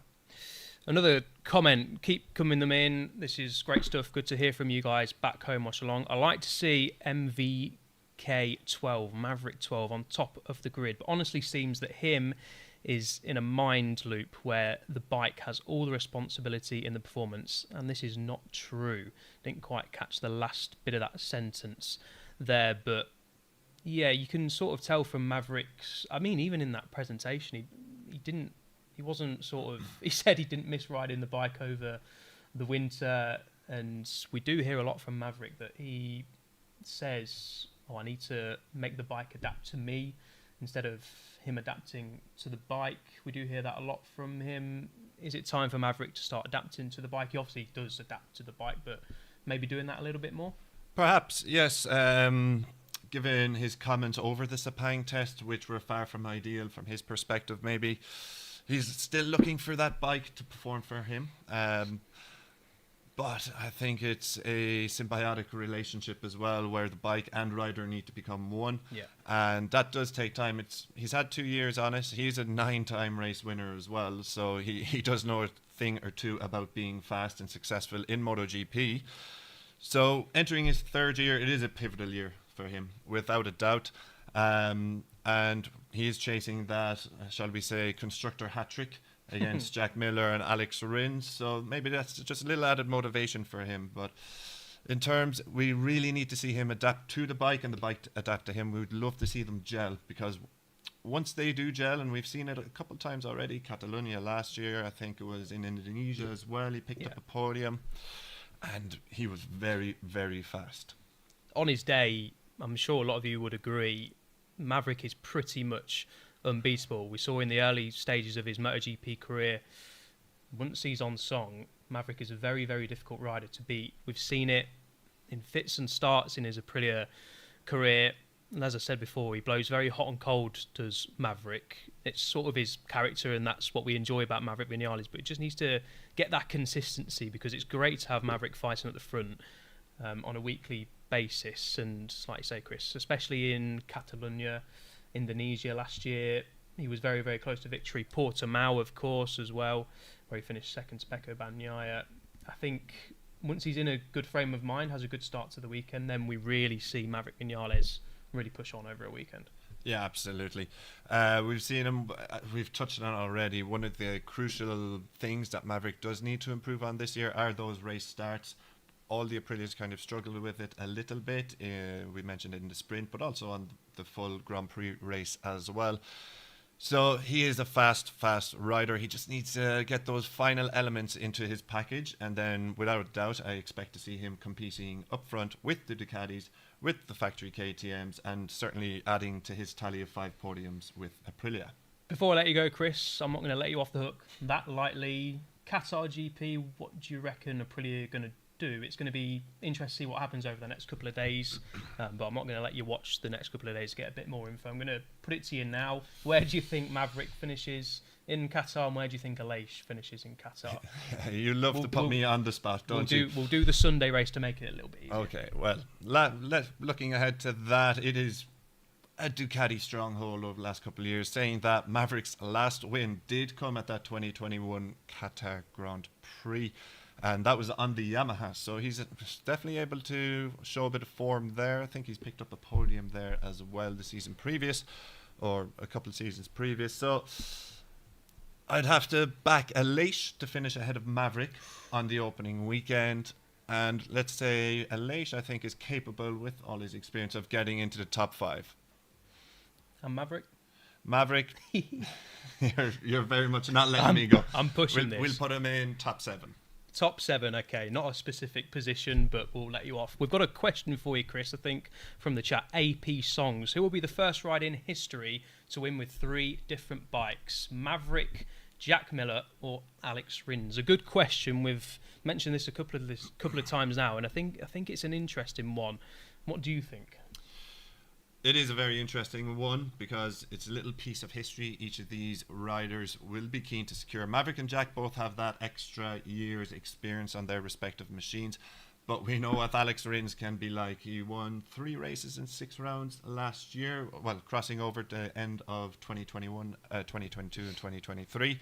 He's a demon at Kota as well, so if he can get a good run, it could be Rins aboard the Yamaha. But to nail my colours to the mast on this one, I'll give you this one. I'm going to go for... Let's go for Rins. Alex Rins, okay, interesting. I personally think it'll be Maverick Vinales. Controversial, I know. KTM probably looked the strongest out of the 3 manufacturers. I think with Rins' injury, maybe that will set him back a little bit. So I do think Maverick Vinales. But a good question, a good debate topic nonetheless. Chris, thanks for joining me, buddy. A pleasure as always. Great to hear from you, and I'll see you after this, and then we'll get ready for the Qatar test. So Get a good night's sleep, mate, and more stuff tomorrow to do. Exactly. A busy couple of days ahead, so we look forward to it. Cheers, buddy. Thank you for joining me. Always good to chat away with Chris. I'll shuffle back along into the centre, try and move the mic out of the shots. There we go. Professional as always. Yeah, great to hear from you guys in the chat. Thanks for watching along. And yeah, interesting. Where will Aleix and Maverick finish at the Qatar GP? A really sort of interesting topic over the next couple of days will be the Qatar test, of course, that we've got coming up. That first video was really fun. The livery looks pretty cool, classic factory style. Yes, from Katie again. I agree. It looks very, very nice, very, very slick indeed. And hopefully they're going to run the factory livery that they've just unearthed in the Qatar test, because I'd love to see underlights in the Qatar test. Maybe they'll run the black livery for testing as they go through the next couple of days. So I think we're going to now, before we say goodbye, react to something that's coming up on your screens very, very shortly. Just going to wait for that. So here it is then, the 2024 racing livery, Aprilia Racing livery. This was the video that they put out earlier on today. Nice little cool graphics from Aprilia. RSGP 24 is the official bike name for Aleix Espargaro and Maverick Vinales. Of course, Lorenzo Savadori, who we heard from in the presentation as well. Doing a fine job. Lorenzo Savadori have put in a lot of work, a lot of hours on that RSGP. And this was the nice little video they did. It's good to see the teams putting in some effort over the winter to provide us with some nice content. The Aprilia RSGP on a roller coaster. Let's hope it's not a roller coaster season for them again, because that's pretty much what it was last year, wasn't it? For both Aleix Espargaro and Maverick Vinales. Some days they were absolutely unbeatable, namely the Catalan GP where they finished 1-2. Silverstone, of course, Aleix Espargaro claiming victory there. But on other occasions, unfortunately, they were pretty much nowhere and struggled, especially compared to 2022. So they will be hoping it's not quite such a roller coaster ride in 2024. Maverick showing off his dance moves. I wonder if we'll see some of them pop up on podiums this year. And they pull the covers over the RSGP, and there's all the paparazzi. It's not Jack Gorst in the background. It is the RSGP that they're all trying to pat. No bikes were harmed in the making of this video. That is great to see. Maybe some mechanics. But yeah, great video from Aprilia. Of course, the penultimate team presentation that we're going to have in 2024. It's been a long stint. It's been a good stint. I've wildcarded for this one. I hope you've enjoyed it. Jack, as I said, will be back for the Prima Pramac launch, which, as you can see, will be on the 28th of February. A pretty special one, I believe, coming up for the Prima Pramac Racing one. Jack will be back with a couple of guests. They'll be reacting to all the liveries. Which one is your favourite? Get your comments in for that one. But hope you've enjoyed it. I certainly have. My wildcard appearance. Do tune into After the Flag tomorrow, live from Losail. We'll be getting all the reactions from the Qatar test and a crucial couple of days coming up at the Losail International Circuit. But thank you very much for joining me, and we'll see you around the corner very soon. Bye for now. Nice to hear from the Aprilia launch there as well a few days ago. So we had to wait around about 45 minutes, but finally riders are out on the circuit. Augusto Fernandez is top at the moment on a 154.543. Alex Rins is second, a 154.860. Takiki Nakagami in third on a 154.978. Miguel Oliveira in fourth on a 155.435. Kyle Crutchlow in fifth, 155.765. And Michele Pirro out there on a 155.945. Now, Fernandez has done 12 laps, Rins on 8, Nakagami 5, Oliveira 6, 6 for Crutchlow, 7 for Pirro as well. But it was a slow start to the session out there as well. And right now, Oliveira and Pirro are doing some lap times, as Augusto Fernandez, I think, has now just come back out on the track as well to do some laps. Let's take a quick look then at the social media side of things, wrapping up what we missed from yesterday's test as well. So into the night we go. There's the brand new Yamaha venturing out onto the circuit. This was yesterday during the launch. This is the practice starts we had.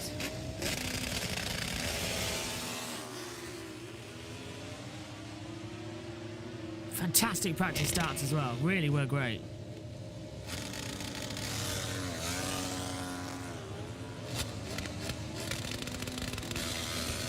It's just nice hearing the bikes having their practice starts on the 2024 lot. Look how close they all are. They were all so close as well in order to get the best of the run through. That's Aprilia. This is all the tech stuff they put out. So let's take a look at today. This is today then. Final preparations. This is when the session started over an hour ago. Fabio Quartararo's brand new Yamaha. Look at the winglet fairings at the front there. A lot of carbon on the sides. It's not fully painted. Ride height device. Looks like it's getting set up. Make sure everything is A-OK on the bike, the way it's supposed to be. last day, live timings, is a video. Augusto Fernandez, our current top runner on the track. Oh, very nice. Very nice indeed, as we wait now to come across. So Augusto Fernandez back out there on the circuit then from Miguel Oliveira, Alex Rins and Takiki Nakagami as well. 6 riders only have set runnings in this session. Now, next up, we are going to send it back as part of our testing wrap-up coverage here from... I'm being electrocuted by my own earphones as well, so I've just taken them out.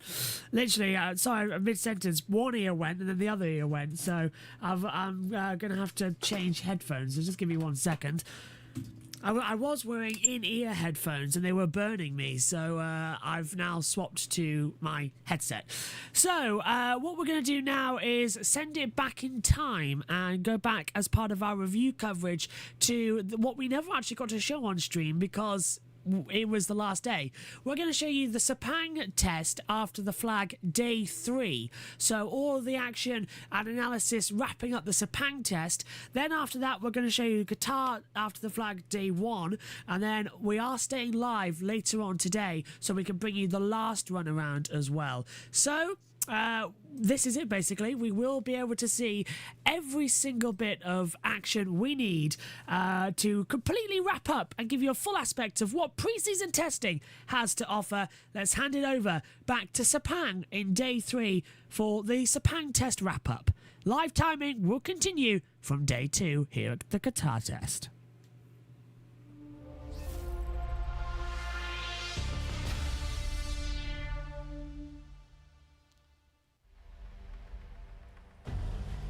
The sun is setting on the first test of 2024 and Sepang has provided us with a few clues for the season ahead. Coming up, we promised it yesterday and the riders delivered. The lap record smashed again in Malaysia as Bagnaia and Martin renew their 2023 rivalry. But could the Beast be ready to gate crash the title chase? After a tough debut year with the Factory Ducati team, the real Enea Bastianini is back. And what are the prospects for the Japanese duo? Progress seems to be the buzzword for Honda and Yamaha. They're on the road to recovery, but how far along are they? We will try to answer that question over the next 90 minutes.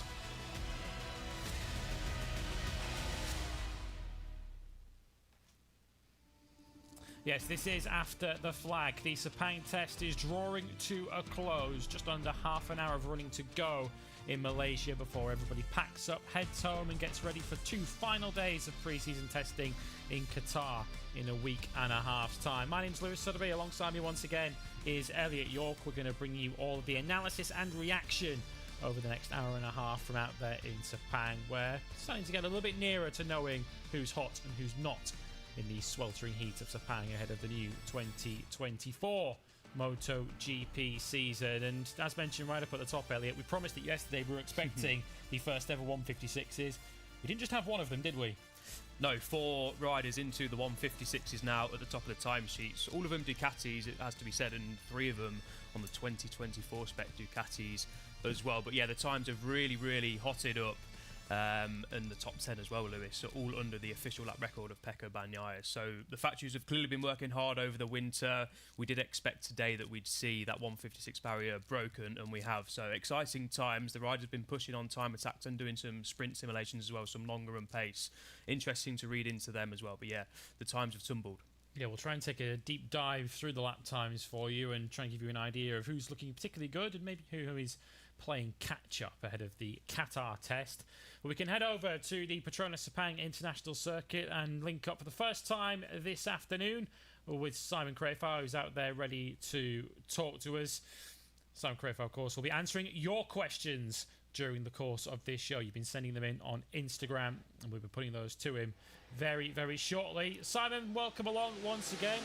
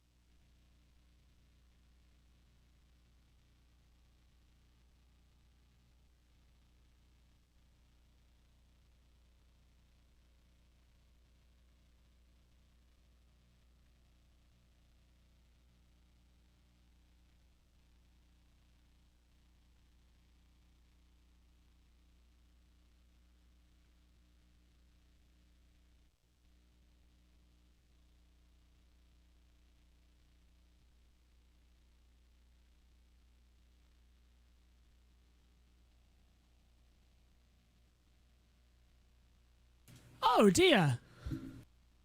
It seems to something's frozen on our end. We apologise. I wonder how long's that been frozen for. Sorry about that, everyone.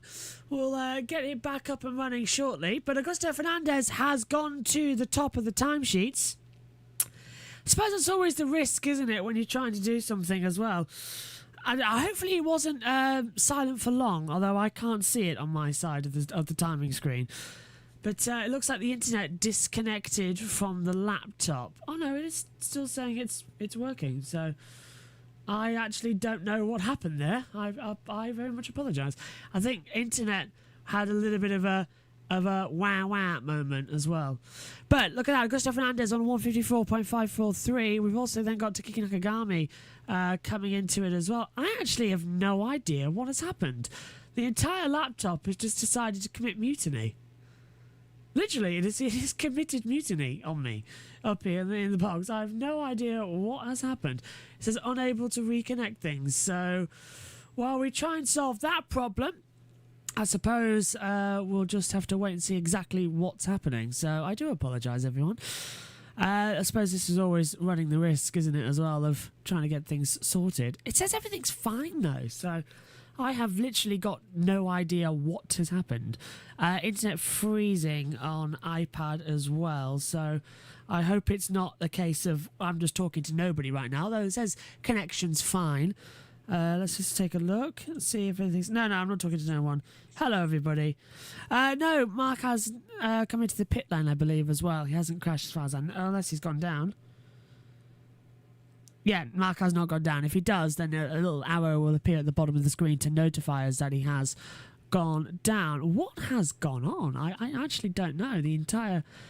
Well, that's a big worry, isn't it? The one time we need to use the laptop for things is the one time it decides, do you know what? I'm not going to work for the first time in a couple of weeks.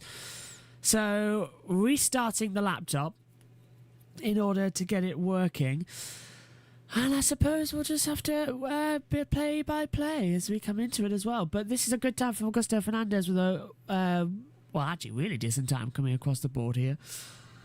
Yeah, sorry. Hello, everybody watching on. I hope it wasn't on a delay. Now, 27 minutes. 1 hour, 27 minutes. 27 minutes to go, it said. So that's 3 minutes into the programme as well. So it might have been silent for a while. Sorry about that, everyone. The one time I decided, I'll just pop in, get a drink, come back in. Not going to work. Look at this from the rookie, Pedro Acosta. Right up there. First sector's a 28.264. Second sector, 58.538. So he's coming into it as well. And Marquez retired, turned 15. All right. So it's not a crash for Marc Marquez, but you are correct, chat. Marquez stopped on track, turned 15. Now, what's happening with my microphone? I wonder what's happened to him.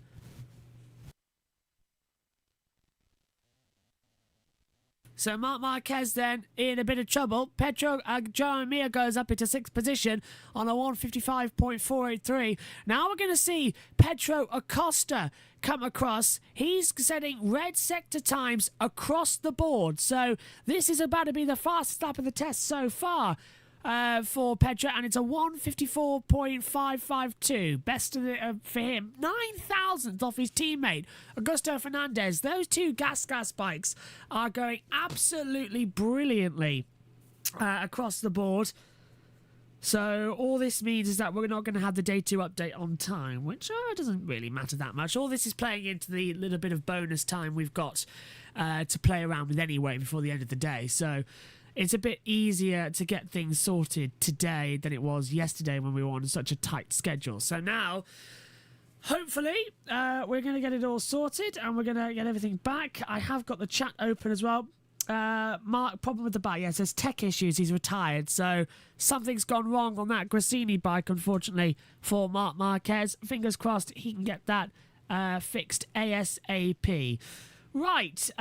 Internet problems hopefully solved is the question of the hour that I want to say is going to go well.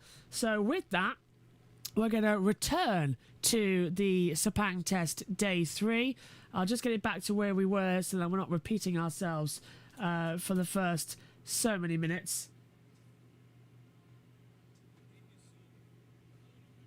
Yeah, I don't think. Let's go back then when they threw down to Simon Crafar. Simon, welcome along once again. First of all, just a general overview of the day, because it was an electric start to this final day of the Sepang test. It's calmed down a little bit since then, but the hard work continues. Just what has been going on as the days unfolded? Okay, as you expected, so did I, some real time attacks today, but I didn't quite expect the atmosphere that was here first thing this morning. The riders wanting to take advantage of the cooler track early on to do their time attacks, and it was the first time since the race at Valencia that I've felt that atmosphere, that the red light was still on and riders were lining up at 10 o'clock this morning to head out, which is not usual at a test. And then they got up to speed on an old set of tyres, all of them, and then rolled in, banged a new set in, and you really saw sometimes like the amazing ones all in the 56s, and then that was all done then. And the time was sort of between 10:30 and 11 that all that happened. After that, it got harder and harder. By 12 o'clock, the track temperature soared because of the sun, and it made it very difficult. Then you saw people doing, and still is actually happening now, doing long runs like sprint simulations, 10 laps, their boards going out 10, 9, 8, 7, and some amazing sprint simulation times. A lot of riders have been doing that. Simon, lots of things going on track, of course, but one breaking news story we've had today, this morning in Barcelona, obviously this morning over in Sepang as well, was Davide Brivio is joining the paddock again at Trackhouse Racing. A great coupe for Trackhouse Racing, proves how seriously they're taking MotoGP. What's your thought on Davide joining the paddock again? Yeah, it just shows how serious that team is taking it, because how good Davide is, but also he's not going to come cheap, you know. So there, for them to want to invest in that, they want results, you know. I've known Davide. I first met him properly in '94 when I joined the World Superbike paddock full-time, and he was the Yamaha team manager at World Superbikes all through those Haga years. I only worked with Davide when I joined Haga '98 to ride the 8-hour, and really got to know him over that week in Japan. And he's a great guy, great communicator with an incredible history, you know, in the sport. For Trackhouse to bring him on, like I said, it shows how serious they're taking it. Yeah, couldn't agree more with that, Simon. We're all excited to see him back in the paddock once again. Thanks very much for the moment. We'll catch up with you again a little bit later on in the show. So Davide Brivio is back in MotoGP. We'll discuss Trackhouse and the Aprilia quartet in general a little bit later on. But we're going to start with Ducati, who remain the class of the field, certainly if the first 3 days of testing are any indication. And Elliot, the factory team are going to be our immediate focus, but I have to say, when we woke up this morning and took a look at the immediate early lap times from Sepang, I just got feelings of late 2023 again. Bagnaia and Martin, the battle's rejoined. Certainly has done, yeah. The battle is rejoined between those two. Sort of what we expected coming into Sepang, isn't it? The top two from last year, hitting the ground running early doors in Sepang. Looks like Ducati have made a significant step forward with the new package as well, which is exactly what they'd have been searching for, not what the competitors would have wanted to see so early into testing. But yeah, Ducati have clearly found a new direction with the GP24. But Lewis, more importantly, I think for the championship in general, it's Enea Bastianini's return to form. Great to see the Beast back up there, obviously topped the times yesterday, and it's just good to see the Beast sort of back to what we know he can do best. We heard from Davide Tardozzi earlier saying Enea's over the moon, he's back to his sort of 2022 self. Obviously, we know how Enea's year went last year. It was a disaster, missed 9 races through injury, only scored 1 podium. That was, of course, the win here in Sepang. So great to see the Beast joining Bagnaia and Martin, at the top of the timesheets, and Ducati looking really, really strong. But it's great to see Enea up there with his teammate and Martin. Yeah, as you can see left hand side of your screens, Bagnaia and Martin first and second, Bastianini and Alex Marquez there in fourth. We're also in the 156s. Davide Tardozzi, who we're going to hear from shortly, spoke in pre-season at the team presentation, saying that Enea comes across to him as a lot more serene this year, a lot more calm, a lot more at ease with things. And I guess in some ways it's a bit of a new lease of life for him, isn't it? Because he must have gone to the final round of the season cheering on his teammate Pecco Bagnaia for a couple of reasons to win the championship, not least because it was going to preserve his place at the factory Ducati team. And I guess he'll be looking to try and prove that 2023 and the struggles he had were purely down to just a cruel lack of track time in the first half of the season, because any time it appeared as if Enea Bastianini's 2023 season was going to get up and running, another injury hit. Yeah, through no fault of his own, obviously in Portimao got taken out, unfortunately, by Luca Marini in the sprint. That was his shoulder blade injury, missed a few races, and then, of course, the Barcelona crash was sort of Enea's fault, went in too hot into turn one, picked up left hand and left foot injuries there. But coming into pre-season, I think he'll have been really happy to see the back of 2023. I think Sepang really this time, well, last year at the Malaysian GP where he won and finished fourth in the sprint behind Pecco, he had the pace to beat Pecco in the sprint, but played the team game. By all accounts, that probably secured him the ride for this year, with obviously how well Jorge Martin was doing. There was a lot of talk about Enea's future, and sort of rightly so, with the contrasting seasons that Bastianini and Martin had. So for Bastianini to go and do that at the Malaysian GP was super important for him, just to sort of know going into the winter after such a difficult season, okay, I can still win, I've got the package underneath me, a few months of good training under my belt, and I'm going to be ready to go. And it's great to see that he's doing that so far. And Enea Bastianini's sprint simulation that we saw earlier on today was very comparable with the fastest. He wasn't the absolute fastest, but he was on average within a tenth or two of a second from the very, very best. To get an overall summary then on Ducati's first pre-season test of 2024, let's get a word with their team manager, Davide Tardozzi. How happy is he with their first 3 days of running? Yeah, I think that after 3 months with the new bike being 8/10 below the pole position of last year's race is something amazing. But what's on top is that first, second and third are the 2024 Desmosedici, so we are really happy about that result. I think the engineers, Gigi and his group works very good during the winter. The package, it seems that it works for all the riders, and that's why it makes us very happy. We have a new engine, we have a new aerodynamic and new exhaust, so we start from the beginning with the 2023 bike to set up the feeling of the riders while we pass immediately on the new bike, and slowly we introduce part of the package, and finally the three riders, as I said, appreciate all the new parts, and I think that we have now a good package to go in Qatar, where we need to test again and finalize the setting of the new bike. We are happy to have Pecco for the future. Pecco wants to stay with us. We are discussing with his management. I think that the things are going well, not finalized yet, but we would like to do it as soon as possible.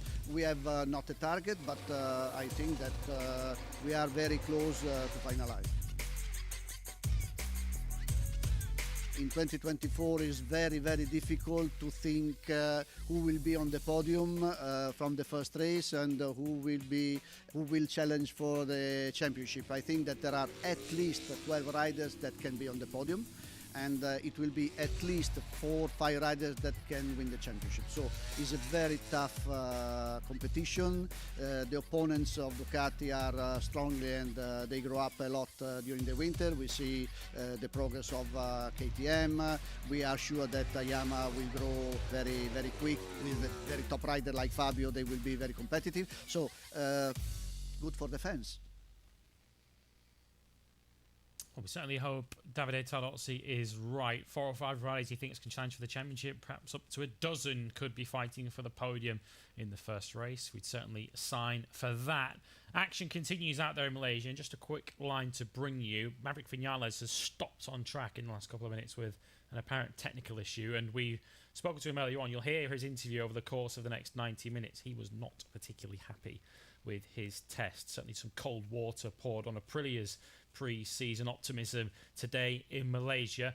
But coming back to Ducati, I guess the competition would have been looking at Ducati in pre-season and maybe hoping for a repeat of the early part of 2022, where they weren't quite sure what sort of engine configuration to go with. Jorge Martin and Joan Zarco ended up running the new engine. Bagnaia and Jack Miller, as it was at the time, went for a sort of hybrid of the 21 and 22 bikes. If the other factories were hoping for some signs that Ducati weren't quite certain on their direction for this year, I don't think their prayers have been answered. No, absolutely not. They've come into sort of day one and day two. Pirro obviously did the shakedown, of course. But the three guys on the factory bikes, Franco Morbidelli, unfortunately not here. They've hit the ground running. Martin took a little bit more time to sort of test the new fairing they've got, but straight away the engine, Davide Tardozzi and the riders confirmed, yeah, we've got that nailed down straight away. They've made a step with the engine. Now Martin on day three has said, yeah, the 2024 fairing, the different aero on the side of the fairing is got a lot more potential than 2023. Pecco's super happy. We've already spoken about how Enea is over the moon in Tardozzi's words. So not the news that the other manufacturers wanted to hear, but it just proves how good of a job Ducati continue to do. Certainly does.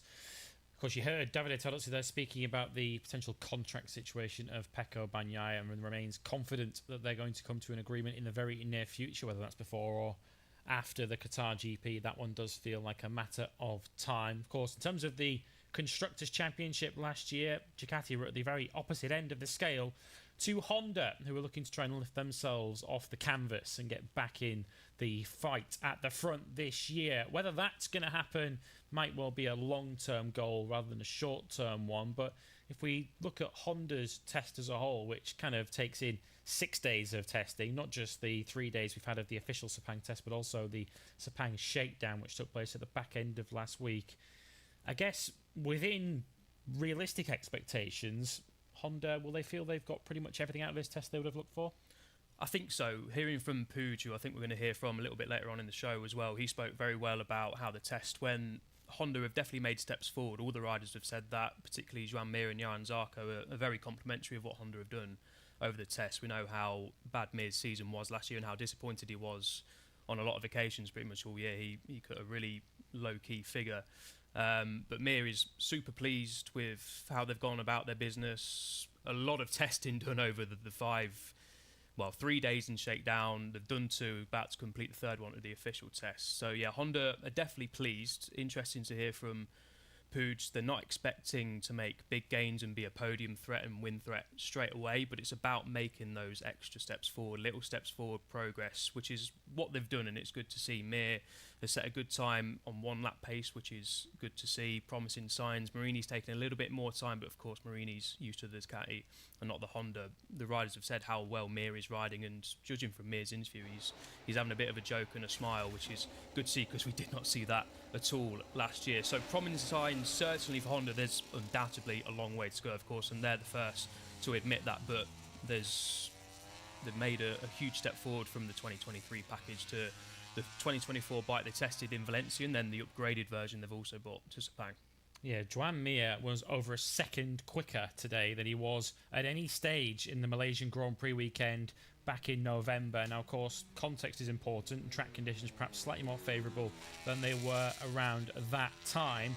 But whatever the conditions, for Joan Mir to set a 1:57.374, be under the official lap record in Sepang, is no small achievement. Jack Gorst is out there in the Sepang pit lane for us, and he's been keeping a close eye on what Honda have been up to. And as we say, Jack, whilst of course it's not going to be a quick fix to get Honda all the way to the front again, it feels as if they're starting to make steps in the right direction, doesn't it?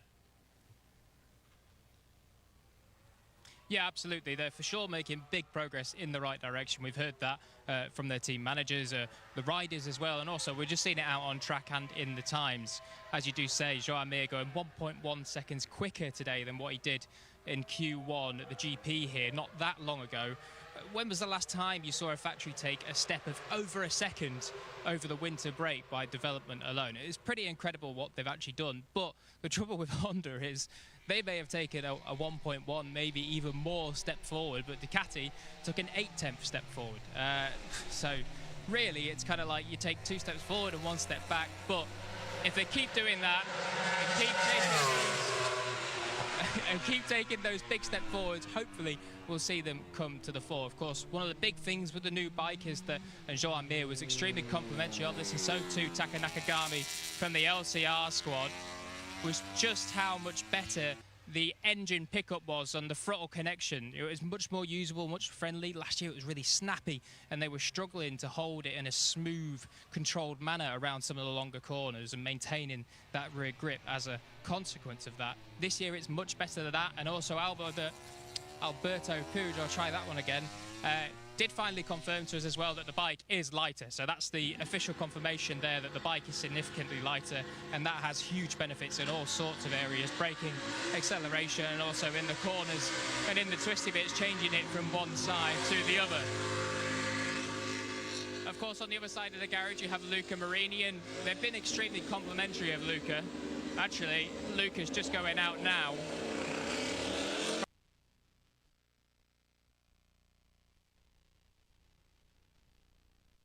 Oh, and the signal's gone again from trackside, which is always useful when that happens, because, like, well, you could see it sort of happening. The Wi-Fi is just being oh, hang on. Wi-Fi's actually totally gone down now.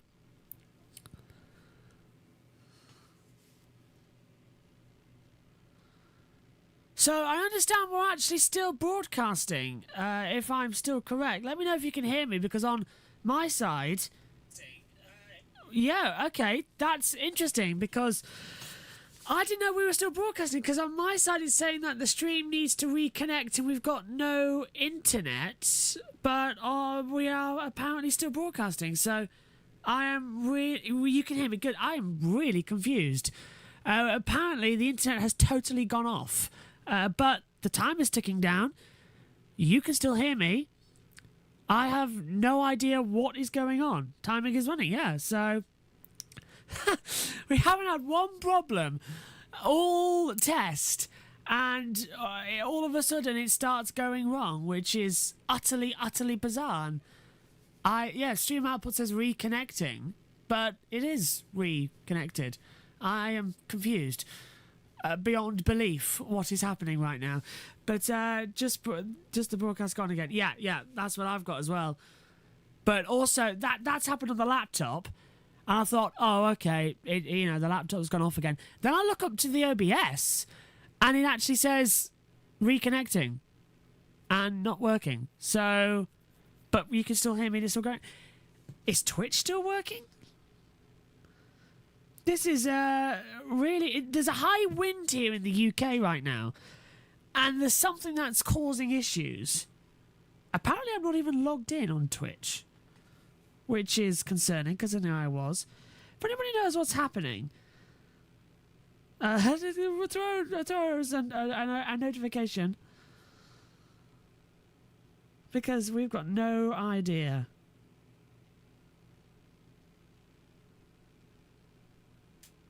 Yeah, so we're just trying to work everything out, right? Okay, well, I've got no idea. I have no idea what is happening right now. Literally, say again? Oh, is that on Twitch? Interesting. Oh, okay, I know what's happened then. So it's Twitch that stopped it. Interesting. Okay, so it's not YouTube that... well, is it YouTube's gone down? I don't know. I'm really, really confused what's happening right now. We're going to get this sorted and take a look at it. So do stay tuned, and we'll see what's going on, because I have absolutely no Scooby-Doo anymore. What has happened and what has gone on? It's all just sort of crashed on us, which is bizarre. And we've got nothing else to show in the broadcast. YouTube's working fine. Okay, brilliant. We'll stay on YouTube then for the time being, until we work out exactly what's happening, because I've got no information at all as to what's going on. Because it's all just sort of crashed on us up here in the comms box. So while we wait to see what is going on, we will experience the confusion that everybody else is having. And we will get into it. So, apparently the stream's working again.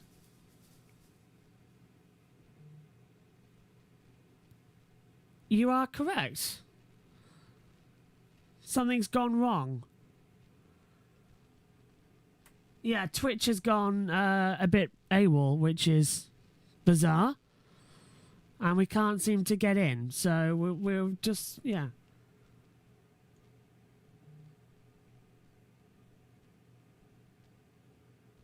Okay, well, that's an interesting one. Twitch was only a backup anyway, so we're not really that bothered that much because YouTube's the main one. So we'll just wait to see what on earth is happening because it just says error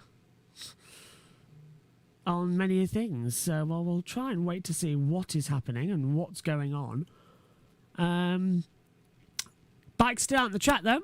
Fabio Quartararo has jumped up to the top spot with a 154.122, so not doing too bad at all in this opening session of the day, as we still don't have any access, so 11 minutes to go. So we're trying to get through, but there's nothing actually happening at the moment, which is really annoying. We're still on YouTube yet, so I'm just not touching anything until it all goes back to normal at the moment, because there isn't any need to if it's all going wrong. Yeah, the YouTube's all gone wrong again on the systems, so apologies for this while we wait to see what is happening.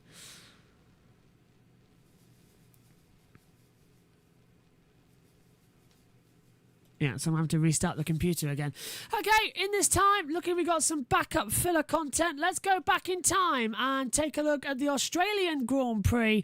Let's go back in time to the French Grand Prix that happened back in 2023.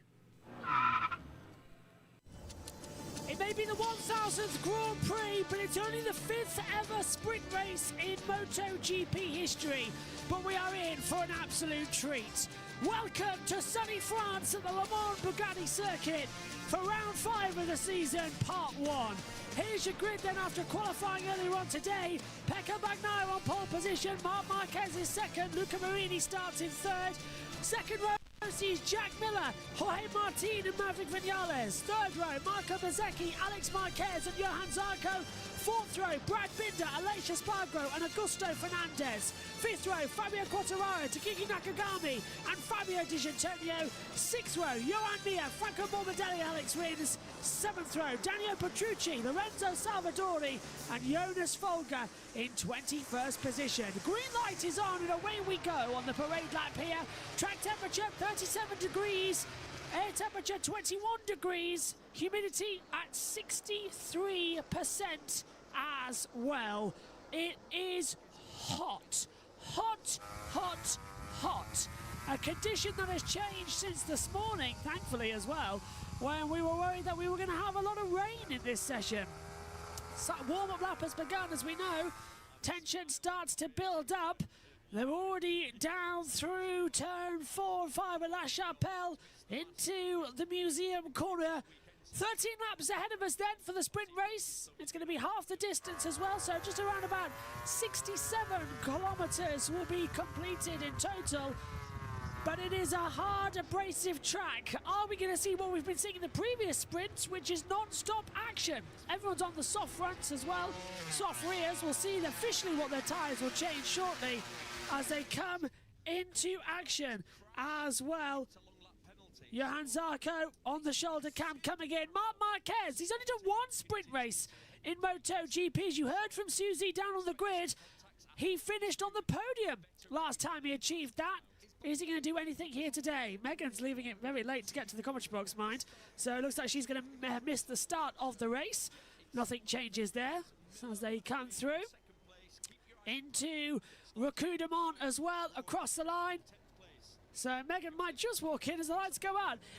Hey, where's the video? It's a watch-along commentary, I'm afraid. We're not allowed to show the video. You've got audio and timings and all that data, but we're not allowed to show video. It's watch-along commentary. Predictions of the podium of the sprint. I think Jack Miller's going to win it. I think Bagnaia is going to be second. I think Marquez is going to be third. But watch out for Jorge Martin as well. Watch out for Fabio Quartararo. He's 13th on the grid as well. Can he do anything about it? They are lined up on the grid. Grand Prix 1000, and it's the 5th sprint race with a green flag at the back.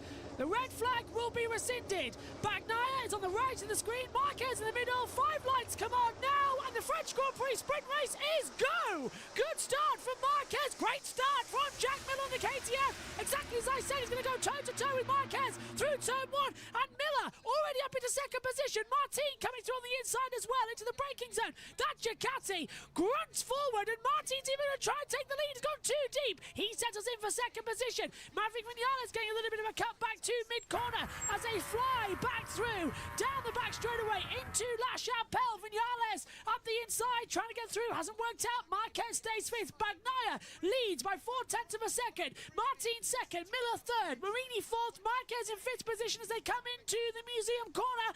Marquez back up past Marini. Miller's up to 3rd. Not a great start that I was expecting. Those Ducatis are just too fast. That they are. Everyone seems to have got a great start. Into the braking point now as well. No jump starts. They come in. Daniel Petrucci down to 18th position as well as they fly back through out of Garage Vert and down towards the Espoo's corner as well as they continue attacking. There is Augusto Fernandez being passed by Nakagami and Morbidelli. The two Aprilia side by side. Vinales ahead of Aleix Espargaro as they come into the Clemenex Boutel corner as well. And now booting hard up the straightaway, Megan. It's all looking an okay, reasonable start in my opinion. Yeah, well, at least no one crashed round the first corner, which is something everyone was a bit concerned about. Everyone was concerned about it. It luckily hasn't happened, which is even better news as well as they fly back through. Just refresh the OBS Discord for everybody who's watching there as Maverick Vinales. Oh, and that was beautifully done from Marco Bezzecchi getting through, and Aleix Espargaro just slipped it on the inside line. And now Vinales down to 10th position. Look at Jorge Martin already on the back of Pecco Bagnaia. Vinales keeps slowly going down. Yeah, Vinales had a really bad start, which is really annoying because he was my prediction for our winner. So that was really disappointing as they come through. I think your prediction may be wrong. My prediction is wrong, yeah. My prediction for this sprint race win is definitely Jack Miller. The lightning starts we saw last time out in the sprint race. By the way, hello, nice to have you back in MotoGP. As they come back through. Now, Bagnaia leads, Martin 2nd, Miller 3rd. Someone's down. Who is it? It's Miller! No, where is he? He's just dropped in on the screen. Jack Miller crashes out. Curse. No! Jack Miller crashes out of the Tissot sprint here at the French Grand Prix. And there goes Brad Binder almost joining him, sending up the inside of Luca Marini for 4th position. Marquez to 3rd. Oh, Jack, of all the things you had to do, why? Why did you let go? Because you said his name and said that he'll be the winner. Oh, curse of the commentators. Morbidelli gets passed by Timo Quartararo. It was just with one ball with Marquez. He just dropped the front coming through the corner, Megs. He just dropped it. Well, that is unlucky for you. Oh, I've done it again. Yellow flag is out then in Sector 2 for Miller. He is out of the race, so he'll get another shot tomorrow. He will start. He won't win this. He'll start 4th tomorrow, so still go for Jack Miller. He had a poor getaway now. He's crashed out the sprint race, but it's the same grid as it is tomorrow. Bagnaia leading the way. He's being chased by Jorge Martin as they come through turn 1, up into the Dunlop chicane at the Ford area of the track. Martin looking round the outside, not going to work out. The only challenge Bagnaia is going to have is former Ducati. And the Prima Promax have had a terrible start to the year, and now Martin's closing in. Look at Bagnaia twitching through La Chapelle. Yellow flag thing. Yellow's gone, yep, good point. They had that yellow out for a very long time. Yellow was out for too long, in my opinion. I don't like how it was. Yeah, it must have been the debris. As now we're in the museum corner at turn 7, on board with Marc Marquez watching on. Mark's already had 2 big shunts this weekend. I'm surprised he hasn't gone down, to be fair, at the opening of this race. And he's just waiting. Can he take a sprint race win? Is Marquez up there on his return weekend? I mean, hopefully. Just by the way, the championship now sees Bagnaia on 99 points, Binder on 68. Bezzecchi as well on 67. What's he got, a flake or balloons? I think he's got balloons, 99 red balloons for the big red number 1 of Bezzecchi. that is an Italian on an Italian bike at the French Grand Prix, so maybe not German balloons with 99 Luft balloons or whatever it was. Maybe if they're balloons that have flakes on them. Could be, although I'll tell you what, Marc Marquez might be the more red alert if he's coming up there. He's slowly improving. His last lap time, he was faster than the pair of them. So Marquez is really closing up. Binder's right there too on the second KTM. Do not discount the KTMs as he goes for a move now on Marc Marquez on the inside for P3. Marc's going to hold it around the outside, shuts the door into turn 1. Meantime, Martin slips up the inside of the Ford chicane. That's a wonderful move on Bagnaia, and that's brought the top 4 close together once again. Martin leads. I don't know, that was super smooth from Martin, wasn't it? Look at Marc. That was like when you find a parking space and you somehow manage to just fit your car in. Derek saying, is Marc Marquez on the Calax? Yes, Marc Marquez is on the Calax bike of Honda now, so that is the chassis this weekend. He's on the Calax setup after they repaired it overnight ahead of the qualifying session this morning. So Marc is riding the Calax, and he's right up there as well. He's done no testing on that bike. The only testing he did was practice as well, and he's been out there on the Calax bike every opportunity he can, and Marc is right on the back of Bagnaia. Alicia Spargo, hard front, soft rear. Let's take a quick look, actually. As we see, is Marc going to get passed by Binder into the braking zone for the Cheminox Boots corner? No, he's not. Right, take a look at the battle screen here, guys. Look, soft front for everybody, bar Binder, who's got medium front, soft rear. Alicia Spargo, hard front, soft rear. Quartararo, Nakagami, Morbidelli, medium front, soft rear. The same as Fernandez, Salvador, and Folger, and Miller, who went out the race. But the majority of the field, everyone's on a soft rear tyre, majority on soft front as well. So those on the mediums are going to have better grip as this race goes on. Everyone seems to rely on the soft so much recently.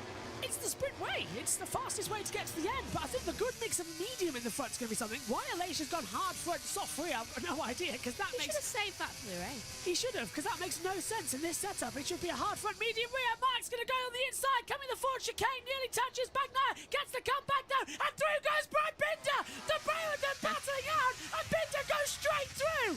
That is fantastic, and here comes Luca Marini. Marquez trying to go on the outside of Bagnaia, coming downhill into La Chapelle. Hasn't worked out. Binder takes second place as Martin has checked out of the front by 1.2 seconds. So I think unless Martin makes a mistake, he's got this sprint race win. Bagnaia is falling down the field. Marc Marquez wants to get past no matter what the consequences, and you should be wary of that as he goes very late on the brakes into Garage Viert. Right, so 9 laps to go now, and no one's fallen since Jack Miller. Sorry, Josh. Yeah, my fault, sorry. One day I'll get to pick a winner right. One day. One day you won't curse them. I seem to have that problem anyway. I think that's a forever thing for you. You're going to curse whoever you pick. It's like me with Brendan Hartley. Yeah. Sorry, Brendan, he's still off the Christmas list, by the way, buddy. So, look at that, then. On board, then, Marc Marquez trying to have a go at Bagnaia, trying to get through on the inside line. I've got something on my sound card, which isn't great. As they attack back through. You want to change it anyway. This is the new one. No, I mean you change it to a smaller one. You said Marquez up the inside, and Bagnaia holds it around the outside. It didn't work out at the Ford chicane. Marc Marquez takes third position, and now Bagnaia's really starting to go. Oh, and Salvador's got a track limits warning. Good spot there, Megs. Oh, and that's Marini past him too. Marini's past Bagnaia. Bagnaia's dropped to 5th place. So much for saying the championship's over. Not a good day for people when they want to get past someone. They always end up losing places instead. So there's me trying to keep this one clean. I've just gone down exactly to the yellow. Crashed. Augusto Fernandez has gone down, and Bagnaia has repassed Luca Marini in the middle half of the track. Oh, I cursed Fernandez. Yeah. Yes, you did actually.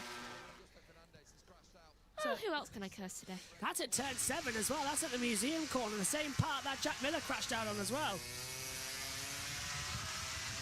Right. So yellow is still at sector 2 again. Yeah, it's turn 7. It's the same part of the track as well, Megan. Oh, that's not going to be good for tomorrow, is it? No, it's not. We'll keep an eye on that one coming through. Look at Bagnaia right on the back of Marc Marquez as well. Still in a position to try and get them mooning on. Oh, well, Bezzecchi. Yeah, Bezzecchi going way wide with the track limits warning now as well. Hopefully that's fixed my sound card. They keep coming up twice. Yeah, I think so. The attack's still on as they're coming to the braking zone as well, trying to go through. Speaking of Bezzecchi. How did Martin pull the gap after Brad Binder passed a second, or is he just faster? I think he's a lot faster at the moment. Who knows? Oh, that's a mistake then as well. And that Aprilia going yee-haw of Malaysia Spargo to go right round the outside of Marco Bezzecchi. Bezzecchi's on the inside to La Chapelle, and it's 3 wide as Alex Marquez on the Grenesci Ducati tries to go round the outside. Did he make the move stick? Trying to wait out. No, it's still 3 wide. Bezzecchi's ahead. Oh, and Bagnaia on the inside of Marc Marquez coming into Museum at turn number 7. Bagnaia still behind. Marc stays in 3rd position. And now look, Binder's closing in on Jorge Martin. It's close at the front as Zarco goes to 6th, Bezzecchi to 7th, Alex Marquez to 8th, and Alex Spargo down to 9th. It's changing quicker than we can see it. Yeah, they're changing so quickly. Pack Racing is, that's the only negative. Who's down? Alex Marquez has been passed by Vinales and Nakagami. That's on track. No, he's down. Alex Marquez has crashed down. That brings out the... I've just put the yellow flag button in, and now it's out again. With all this Pack Racing, can we be surprised the fact that he crashed? No, that's really disappointing then for Alex Marquez. Gone down the start of Sector 4, and Takiki Nakagami's having a problem. Yet there's confirmation. Alex Marquez has crashed, and it has put out a yellow flag on the circuit. So a good 3-wide battle hasn't changed. Now, look at the front. Battle for 3rd. The bronze medal in this sprint race sees Marquez, Bagnaia and Marini all in a battle. Binder's setting off after Jorge Martin. But yeah, Derek, I'm just the same as you. I do not know how Martin's pulled that gap. It was because everyone was battling together. He was faster on the 3-lap sprint run, but now Binder's got clean air and he's setting after him. The KTM is faster. The KTM should pass him. Maybe he just crept through. He saw a chance and was just like, ooh, free position. Yeah, it's going to be right there with it, isn't it? Right there's... Oh, like a Bagnaia again on the inside, trying to get through on Marc Marquez. It's not really working out that much. Bagnaia's taking all the track limits, coming through turn 7 into turn 8. A garage Wirtz, an inside manoeuvre. Yellow flag finally rescinded for Alex Marquez now. Marc's gone wide. Bagnaia's trying to get the cut back. They sit up together as they run down 5th gear. 275 kilometres, over 300 kilometres an hour now into the braking zone. Coming into the Kliminox Booths corner as well.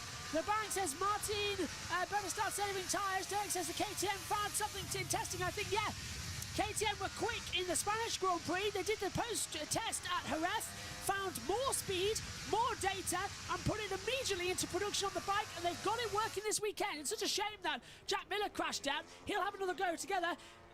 Incorrect graphic, number crash for 73. That's the TV production.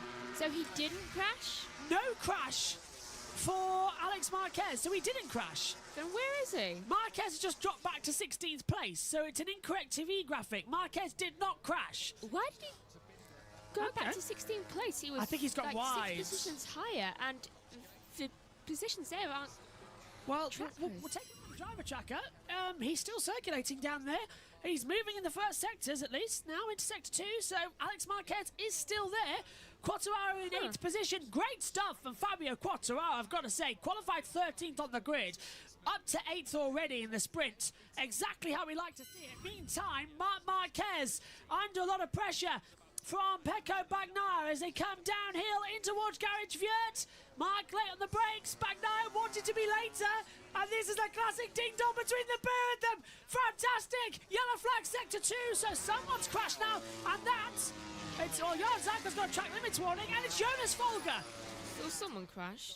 Jonas Folger has crashed out of the race. Is this another graphic error? No, because do you remember? I don't think Alex Marquez's crash came up on our timing screen. It came up on the TV monitor only. No, it did. Oh, right. So there's an incorrect graphic all around. Oh, and Folger. Oh, brilliant move from Bagnaia. He looked to the inside, coming out of the S Blue chicane at turn 12 into Rakudamon at 13 and 14. The double right hairpin as well. Marc's having to push harder, and Bagnaia is going to be on him. Martin's got 2 seconds to Brad Binder. This is a domination for the Prima Pramacs. I've been saying all weekend long they've had a bad start to the season. And through goes Bagnaia. Marquez tries to come back into the chicane. And Ford and Dunlop. Can he go for a move on the inside? No, he can't. Back into third goes Bagnaia. Two things. One, it was set to 2 again. And another thing... Oh, what's this? Turn 7 again. I don't think we actually ever saw a yellow flag for Marquez. No, we didn't. Yeah, it came up on our screens, but it didn't come up on the monitor. So, yeah, Alex Marquez has just got off the track and continued. He's down into 16th position now. He's past Petrax. Computers made assumptions. Computers made assumptions because a rider falls, and we go with what the TV pictures tell us. I put it in the commentary box. So, meantime, look at that, Jorge Martin. 2 seconds advantage to Brad Binder with 4 laps to go of the MotoGP sprint race at the moment. Binder second, Bagnaia third, and Alicia Spargo's past Fabio Quartararo as well. And there's moves going on. What's happening on board? Quartararo with him. He's gone down. He's dropped it. Quartararo, you can hear the crash. It's a big one down at the S Blues corner. And Fabio Quartararo crashes out of his home race in the sprint. A terrible weekend gets even worse, and the airbag's gone off as well. He turns in. That's the front buckles. He drifts, and the bike. You hit the bike crashing in the gravel. That's a write-off as well. Wow. That's the first for the airbag to go off. Marini's past Marquez. Marini, there he is on the inside line. Marquez breaks later. Oh, Marquez back ahead of him. Marini does the cutback. Nice on the inside. Nice and tight, and he's got him. Woohoo! Well done, but Marquez isn't over yet. He's going to fight this one into La Chapelle. Vinales passes Nakagami, so he's back up into 9th position. Quartararo should just be glad that he didn't crash out during the race. Yeah, this is the sprint. It's still big points, though. 12 for a win. Still big. A lot of points along the board. That's why Bagnaia really wants to win it and extend his championship advantage, but he's only going to get a few points. There is Quartararo. Another crash. That's his second crash of the weekend, if I'm not mistaken, for Fabio Quartararo. A good weekend for him, though. This is how he did it on board. Look, we're riding with him. Look, he just drops it, Megs. Maybe he has a curse like Leclerc does. Never win his own race. Yeah, possibly. One French, one Monegasque as well. Marc Marquez wants 4th position back. Whoa, Binder may not be going on for much longer with that tank slapper he had into the Oxbooth chicane at 9 and 10.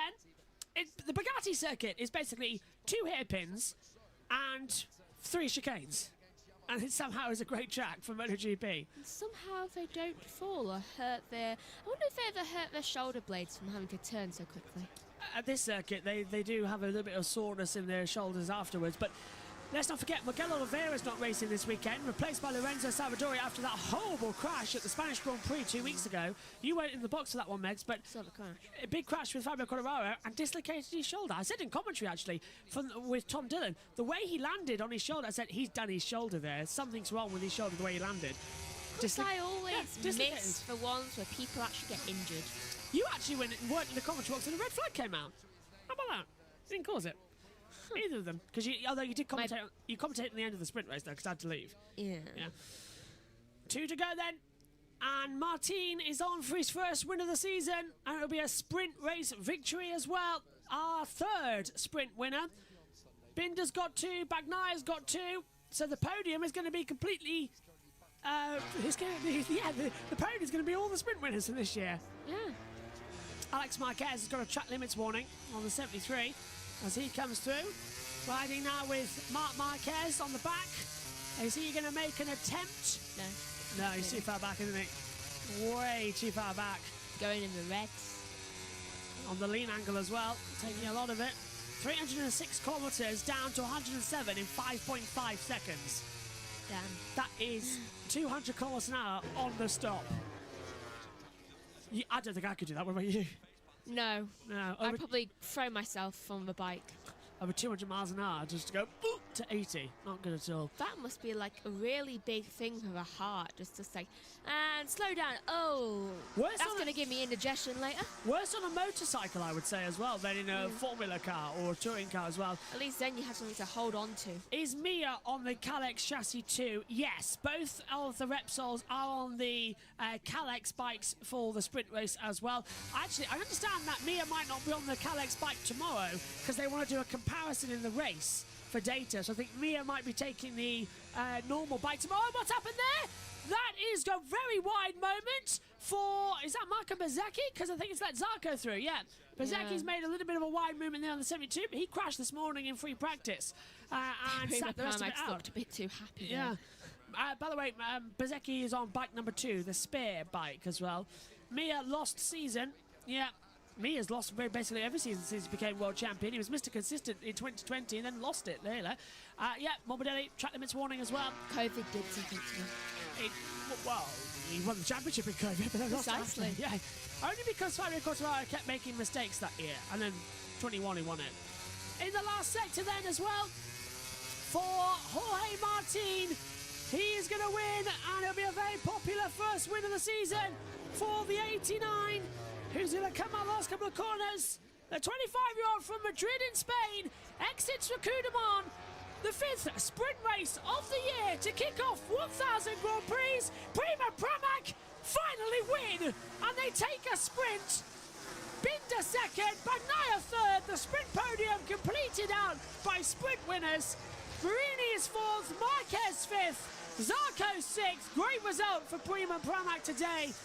Bezzecchi 7th, Aleix Espargaro 8th, Maverick Vinales 9th, and 10th for Takiki Nakagami.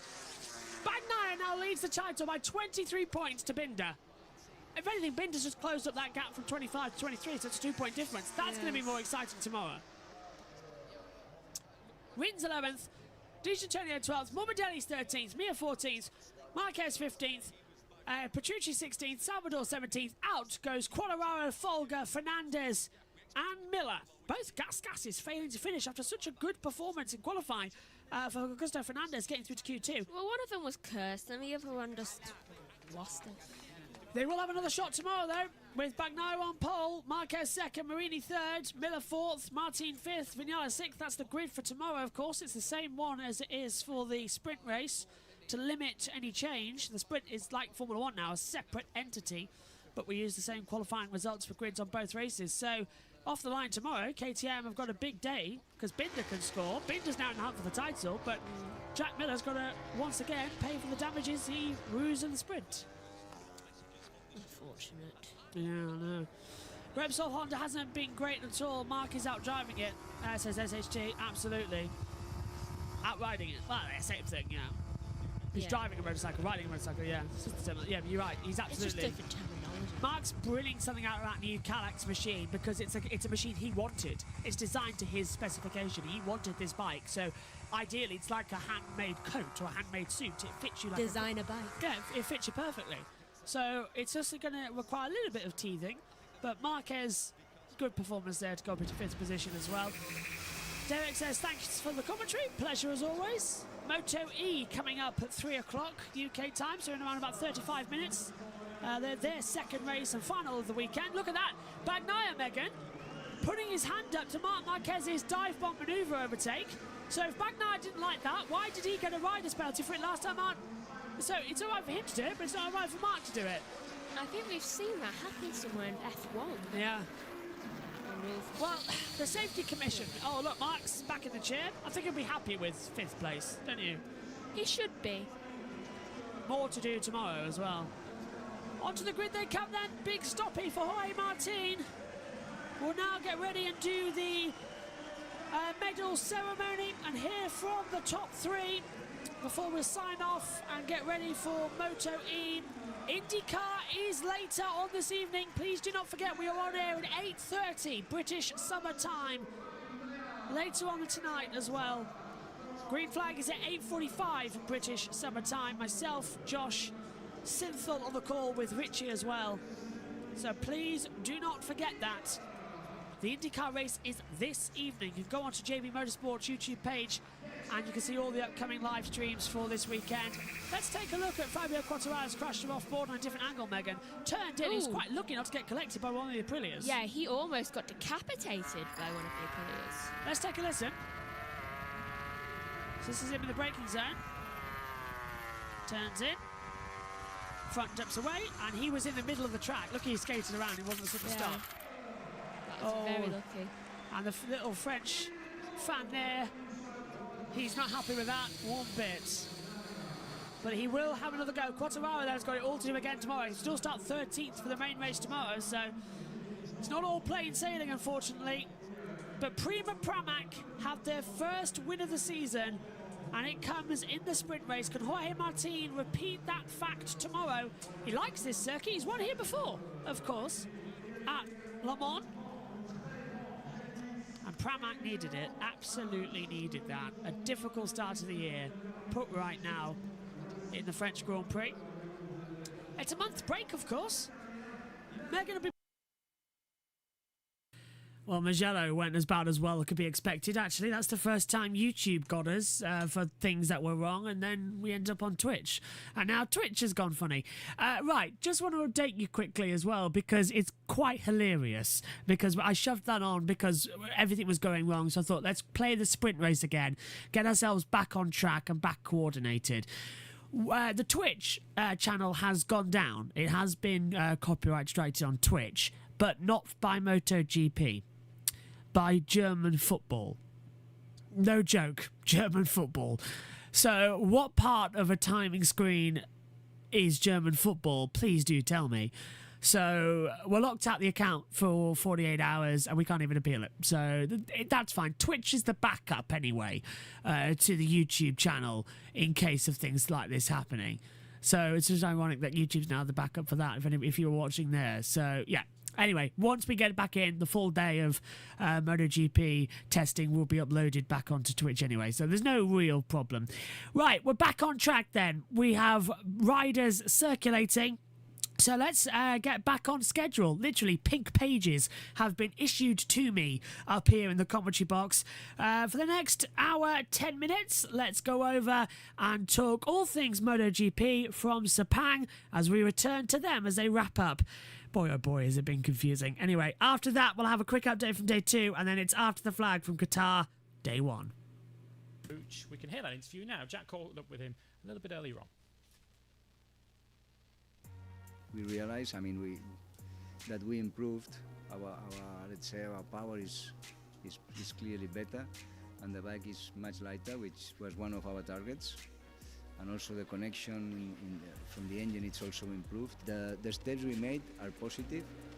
We think we know where we have to improve, because in the long run we are not as strong as in the one lap. And this is probably where we have to work on.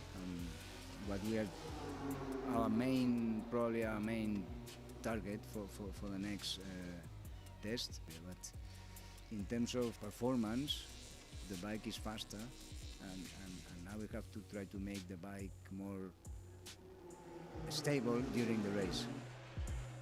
Well, we always work together with LCR team, and probably this year the connection is a little bit bigger.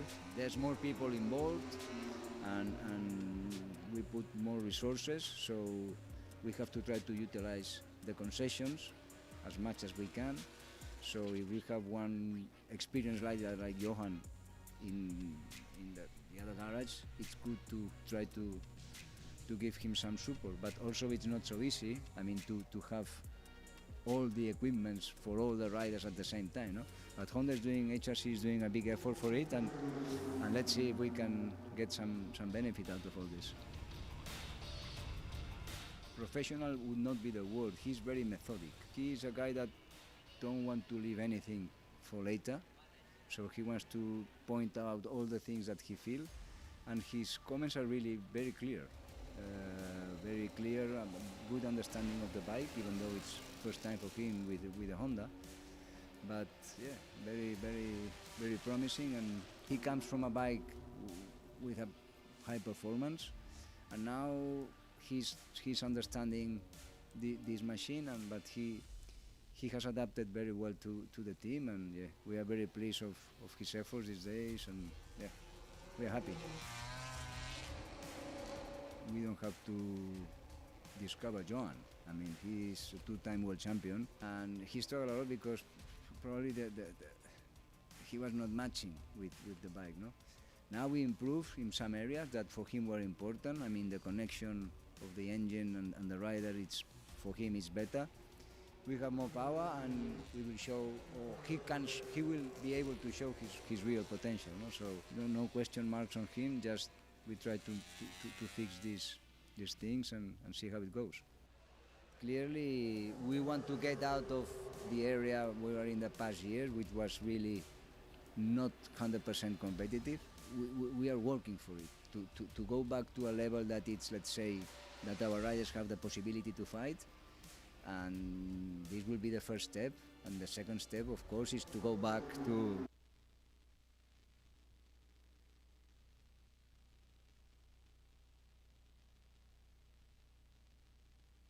the laptop signal is honestly just so bizarre. It's like it's just not even wanting to work anymore. It is quite bizarre how bad it is actually being today to try and get this all sorted. We were, what, 2 minutes in? 2 minutes, and then it decides, do you know what? I don't actually fancy showing you that today. It's quite pathetic. We are having nothing but issues today, as you can hear the stream coming back. Goes nothing but issues trying to bring you to this final day.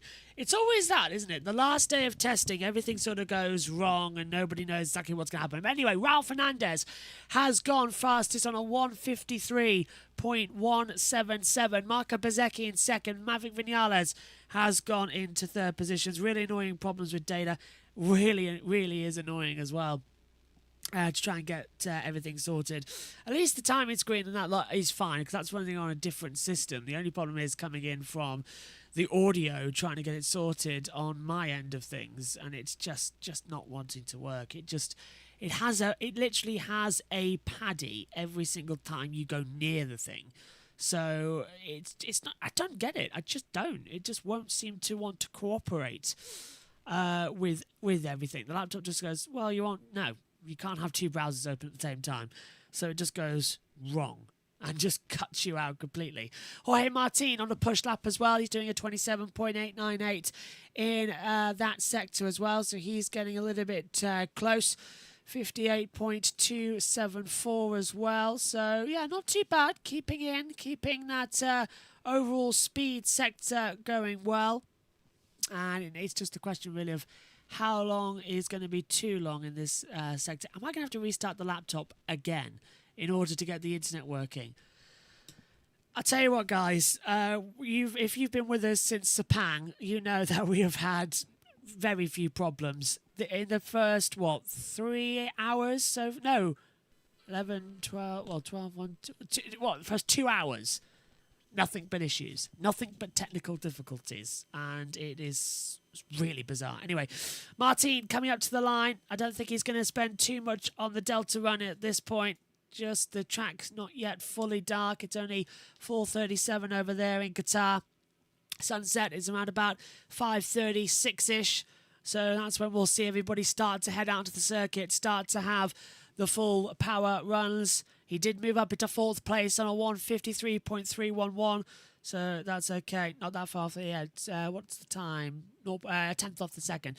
Jack Miller finally circulating. So riders finally getting out there in the daytime, which is great. The track temperature just cooling down a touch as well, getting into the swing of it, and finally just sort of going and breathe to go forward and actually get some order to the chaos that we've been experiencing over the past couple as well. So, yeah, not too bad at all as the action continues to rumble on here.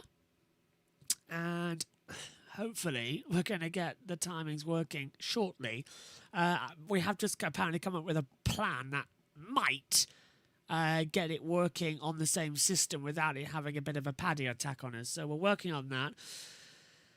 But it's just delaying us further and further into the day because we had a timetable to follow in order to get us back on track, and that's not following correctly. So it's annoying for you, it's annoying for me, but at least you can all still see the timing screen, which is what everybody wants and what we all are here to see. Interesting. As they come into it. Alex Marquez and Marc Marquez now level together, separated by a tenth of a second. Alex on a 1:53.654. Then take a look further down at Marc's 1:53.792. So there's a difference between them. Yep, he is indeed back on the track. So we're going to open an incognito window and log into the MotoGP stuff that we need to, because it should work. because it's a different setup. So I've just got to go over here and type it in. And it's just so frustrating. But anyway, how are you all? You all doing well in the chat? As we get more lap times coming in. Now being told that it's wrong when it's not wrong.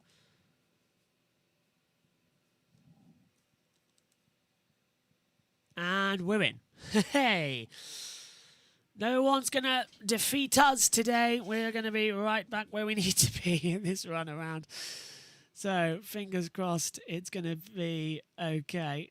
I'll just set it to 44p on the streams because you're not seeing the TV pictures, so why does it need to be any different? Okay, should we finally try one more time to get this working? Because it has been an absolute nightmare.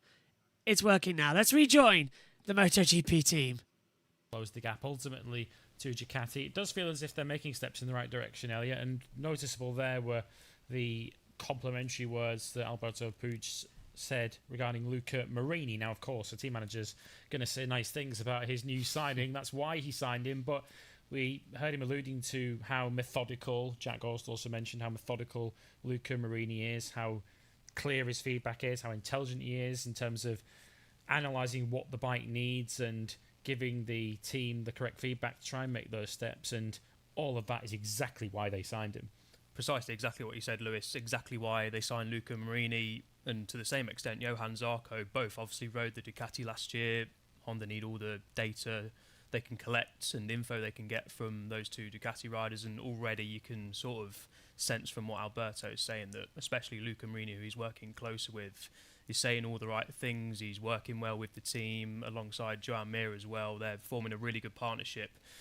If you're judging by the time sheets, obviously Luca Marini looks like he's not setting the world alight, but he was never going to in the tests. This is for Honda and Luca Marini especially all about getting used to the bike, building on the progress they've made in the shakedown through the Sepang test, and obviously a couple of days left over in Qatar as well. But the positive signs are certainly there. Luca sounding positive. They know which direction they need to take with the bike. He says the turning point for him especially is where they need to improve himself compared to Zarco and Joan Mir especially. So the signs are positive certainly for Marini, and this is exactly what we expected from him. And like you said, exactly why Honda signed him from Ducati, and probably why Marini wanted to go to Honda, to challenge himself to help bring Honda back to the top.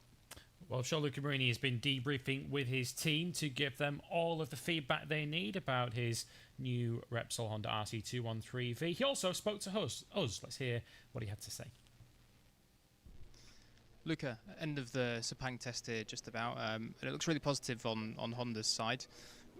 Over the last, 5-6 days on track, just sum up the progress that you've made. Yeah, the feeling is positive, but still we are far away from the first. We need to improve now. We know very well the direction. Especially these 3 days with all the other riders help us a lot for understand a little bit our potential. Also with new tires in a race simulation. Now we know where we need to work. So let's see in Qatar if we can bring something even better. And how was the time attack this morning on your side? I know that Joan did a pretty incredible lap with a 57.3. I think you were at 58.0. I presume that was your first time really pushing for a time attack on the bike. Yeah, exactly. This morning I tried to do my best, but still we need to find a little bit more confidence with the bike, a little bit more turning, especially in the entry phase. Joan is riding well and he made an amazing lap, so good. It's clear that he has one more experience. He knows very well in which way he need to push for make a good lap. Then in the base we are more similar, we are closer, but anyway I think we still have a lot of work to do, because also 57.3 is not enough also this. Yeah, incredible that it's not enough. For the Qatar test, as you say there are possibly some plans to bring some new parts there. Can you detail on what those are? Still I don't have all the details, but sure they will bring something interesting. Thank you so much. Well, we will watch with interest to see what Honda do bring to the Qatar test. And of course, they do have the luxury, as we've already detailed over the first 2 days of this Sepang test. They have the luxury of concessions, of course, this year. So they're able to bring an extra aerodynamic upgrade through the season. Usually you can only use 2 once the season gets underway. Honda and Yamaha will have the option to bring in a third at one stage through the season, and of course they have extra engines as well, and the development of said engines is not frozen, unlike the European manufacturers ahead of them in the order last year, including Ducati, of course. And we've already discussed Enea Bastianini, who looks like he's back on form this year. 3rd quickest today in the 156s, hot on the heels of Pecco Bagnaia and Jorge Martin. So how happy is the Beast with his first test of 2024? Let's find out. Enea, 3 days done here and some really impressive work by yourself and also the Ducati team. You look like you're back to riding at your best and feeling really good with the bike. How was it from your point of view? Yeah, from my point of view, also this 3rd day has been so nice. And well, we have worked a lot from the start. Also today we have made a 2-time attack because it was important for me to bring the true speed also in that point. Well, I'm happy because I'm really close to the fast one, to Pecco. I have to work a little bit with the brake in the first part because I'm a little bit aggressive compared to him, but in the paces I'm really satisfied. Also, I have tried the short race of Saturday and was good. Yeah, I was just about to say about that sprint simulation that you did. It was really, really strong. How did you feel in those later laps as the tyre started to wear down? Yeah, the tyre haven't worked very, very well.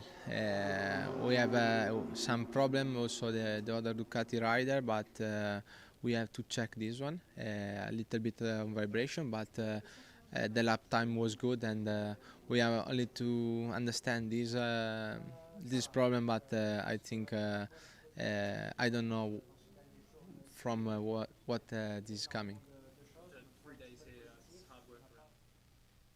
And Bastianini speaking there to Jack Gorst. He was 3rd quickest then at the end of the Sepang test, which is now complete. As you can see there, checkered flag is out. There were 1 or 2 late improvements just in the closing minutes from Marco Bezzecchi, who improved on his lap time today, if not in the test overall. Brad Binder also made a late improvement. Perhaps somebody told him that over the course of today he was not the fastest KTM. That honour did belong to Pedro Acosta once again until around about 5 minutes ago. But Brad Binder did move back ahead of the rookie that's been making the headlines so far in this Sepang test. So let's take a look then at the overall standings at the end of this first pre-season test. 3 days of Sepang test complete, 2 days of Qatar test to come, and Pecco Bagnaia, the reigning world champion, will head there fastest overall, quickest on a blockbuster 156.6. Jorge Martin second, with Enea Bastianini and Alex Marquez completing a quartet of Ducati riders in the 156s. Alex Marquez, the sole GP23, of course, in that list. Aleix Espargaro, best of the rest in 5th, ahead of Marc Marquez, showing his first signs of time attack pace on the Gresini Ducati to take 6th. From Brad Binder, Fabio Di Gianantonio, the star rookie Pedro Acosta, and Juan Mir. Fabio Quartararo was 11th from Maverick Vinales and Taka Nakagami. Jack Miller 14th. Marco Bezzecchi, as mentioned, did improve late on, but still unable to match the lap time he did yesterday. Alex Rins 16th on his first test of 2024 in Yamaha Blue. Jean Zarco 17th from Miguel Oliveira, the sole Trackhouse rider, of course, out on track in the 2nd and 3rd days with Raul Fernandez's injury. Luca Marini 19th from Cal Crutchlow, Augusto Fernandez, Lorenzo Savadori and Michele Pirro. Augusto Fernandez desperate for some progress today. In the final day of testing in Sepang, it did appear as if he found it. So practice starts.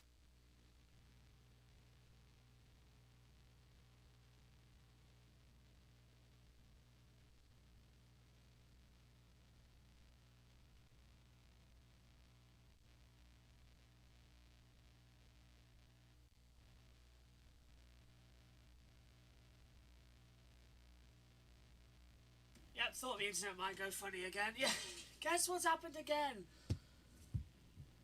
Oh, this is becoming a living nightmare. We're trying to fix it, but it's literally like, I think we're gonna have to at this point abandon the Qatar, the Sepang test, because it's just causing too many issues.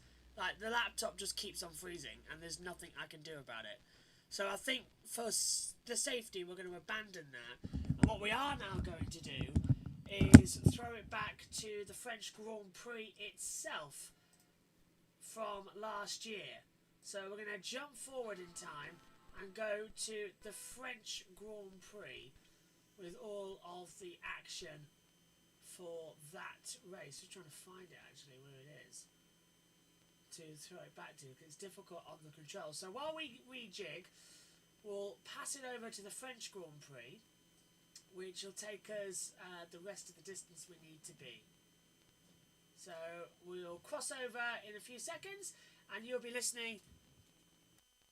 And you'll be listening to the French Grand Prix. So let's go over now and listen to the French Grand Prix. It's time for the 1000th MotoGP Grand Prix. Here's your starting grid.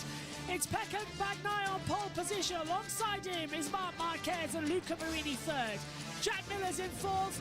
Then it's Jorge Martin fifth. Maverick Vinales sixth. Marco Bezzecchi, Alex Marquez, Johan Zarco. Then it's Brad Binder, Aleix Espargaro and Augusto Fernandez. Then Fabio Quartararo going from 13th on the grid to Kiki Nakagami and Fabio Di Giannantonio. Johan Mir, Franco Morbidelli, Alex Rins, Daniel Petrucci, Lorenzo Salvador, and then alongside will be Jonas Folger as well, who's been declared fit after a crash yesterday in the sprint race. The warm-up lap is underway for race number 1000. It's been here since the Isle of Man TT in 1949 all the way to here. Who will make history? Well, someone who's been standing alongside me in the commentary box for 153 Grand Prix of MotoGP, but she doesn't know it's been that long, is Megan Birch. Megan, Bagnaia leads the championship by 23 points now to yesterday's sprint. To Binder on 71, Bezzecchi's on 68, Martin's on 60, Marini's on 54. They all start inside the top 10. Are you looking forward to race 1000? I certainly hope there'll be a lot of crashing. That was Moto 2. Red flag came out there. Could still happen. That is true, yeah. I'm currently looking at a cyclone. I am fascinated by tropical storms and hurricanes. Okay, well, let's have a look. Adam says, hi friends, enjoy the MotoGP race, have a blessed day. You too, my friend. Hello to SHT. It's race time. What's your predictions of the podium in this race? I still think it's going to be Miller winning, Bagnaia second, Marquez third. Mohammed says, I'm ready for the 1000th GP. Someone who is ready is someone who's down in the pit lane for us today is Omi. Hello, Omi. First MotoGP as you're watching live to the sprint yesterday. You looking forward to the race 1000? You've picked your moments to watch them live. Yeah, I am. Also, please do not curse Miller today, because I think we'll all be mad. And I think please don't curse him. Just don't curse him. I won't curse. Number one, let's just get that out of the way. Let's just get that out of the way. But yeah, looking forward to this race.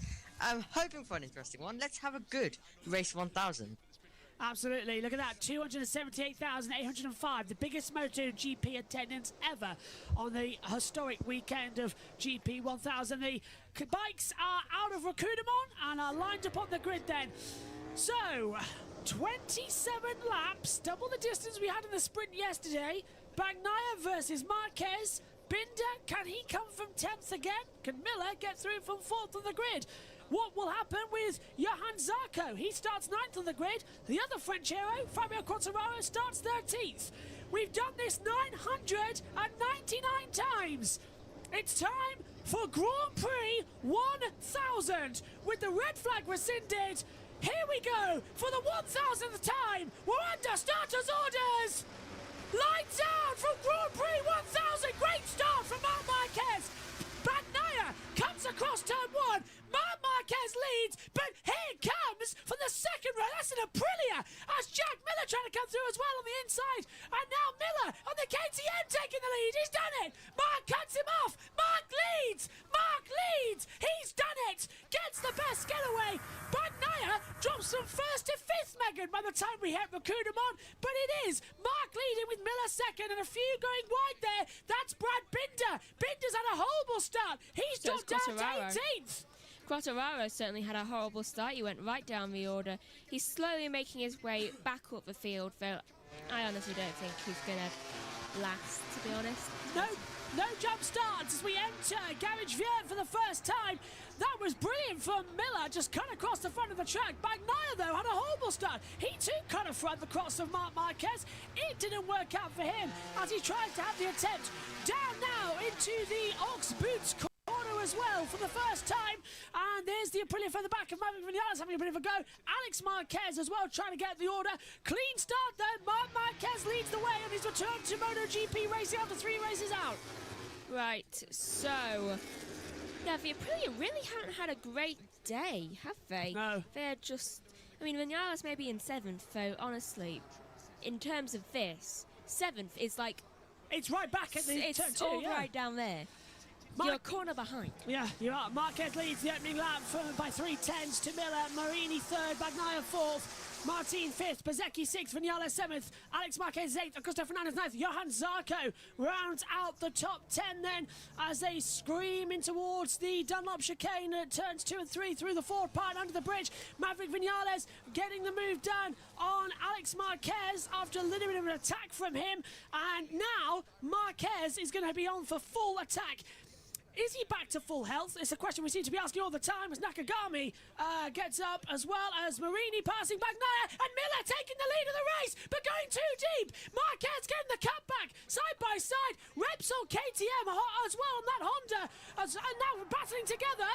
Not going to work out. Miller's got the inside line. Listen to the crowd, and he leads, and going straight on. That's one of the Prima Promax. Is that Jorge Martin, the sprint winner from yesterday? It is. So. But what a move! And now look, here comes Bagnaia ahead of Marini. They're all attacking Marc Marquez. He's holding them up. Good day for the Marquez brothers, I guess, because Alex just went into, what is it, 6th? Really, it's too hot in this box. It's making me like, I can't breathe to get the energy in. As well, it's making me lightheaded. Breathe. Yeah, as they come through, I'm just unbuckling my shirt cuffs. That might do something as well to get some oxygen up the arm. Right, Marquez then leads this race from Miller in seconds. We enter Racudemont. This is where Marquez dropped it a couple of years ago. Do you remember in mixed conditions when it was a dry race? Then it turned wet. Conditions. Yeah, and he dropped it as well. Look at that, all setting sector times. Marquez, Miller, Bagnaia, but Vinales with the fastest lap of the race on a 1:32.430. Here comes Jack Attack again on the inside of the chicane, and Miller takes the lead. Marquez can do nothing about that. Don't look at this one. Yeah, Jack Miller takes the lead of the race. No, that's behind on this screen, look. Yeah, this is the screen we need to look at. So Miller leads, Marquez second, Bagnaia third at the moment on the timings. As that's very delayed on that screen, isn't it, as they try to cut through. But good start, Megan, and good attack here. Miller leads again. Now can Marquez hold off the attack from Bagnaia and Marini? It's pack racing. We didn't expect this. And you can listen to the full French Grand Prix on the YouTube channel now. Okay, right. Regroup, try again. It hasn't exactly been the easiest couple of hours, has it?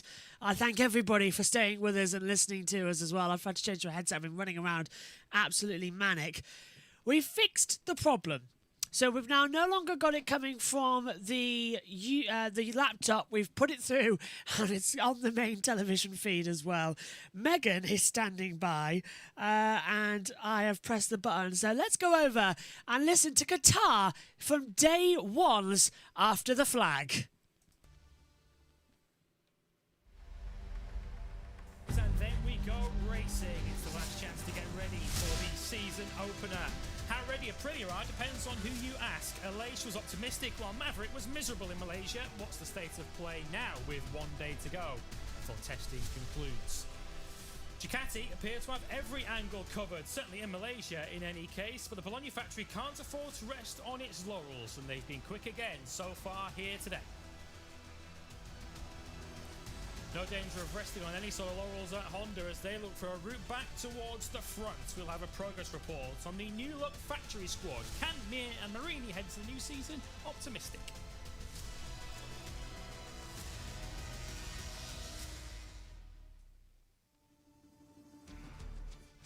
Yes, so many questions that we're going to try to answer for you over the course of the next couple of nights as the sun sets in Qatar and sets on pre-season testing. A warm welcome to you. And who's going to be joining me is Elliot York. Once again, we will be covering everything that's gone on in Qatar. The final pre-season test is almost halfway completed. Day 1 of 2 has just under half an hour left to run. We'll be bringing you analysis, reaction from out in Losail and here in the studio, hearing from all of the key figures over the course of the next 90 minutes. The live standings will appear any moment now on the left-hand side of your screens, and when you see them appear, it will look rather familiar if you joined us at the Sepang test just over a week and a half ago, because Pecco Bagnaia and Jorge Martin, the two who battled it out for the 2023 World Championship, look like they're all set for a rematch over 21 rounds of 2024. As mentioned, Elliot York is alongside me. We're getting towards that crunch time of pre-season testing, where if anyone's got anything left in their locker or any problems they need to solve, the next 24 hours is when they're going to have to try and solve them. Yeah, looking forward to this one, Lewis. Great to be back on After the Flag, covering for the test for these guys. Sepang was all about testing the new parts they'd gained over the winter, getting back into the swing of things. But now the Qatar test, 2 days at the Losail International Circuit, is really about sorting things out, getting the setups all correct, and working things out from Sepang that they weren't able to do, and basically just getting ready for round 1 of the season, because first couple of hours in Qatar especially are not completely useless, but the middle part towards the end of the sessions is where we really see the times come in, as we've seen already today. So yeah, really, really interesting day unfolding, and we've got another one tomorrow, and this is where it all really starts to count.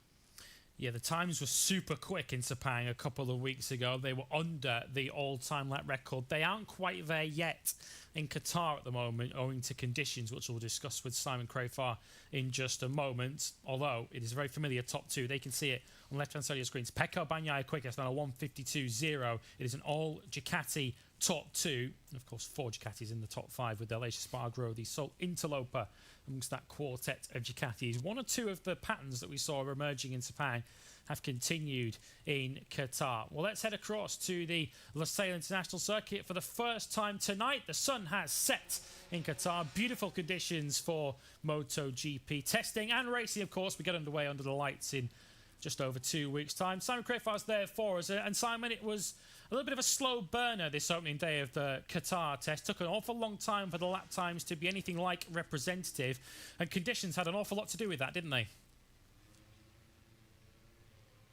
They did, Lewis. I hitched a ride for the final track inspection, and I have to say I was well impressed with the new surface. That's what I wanted to see.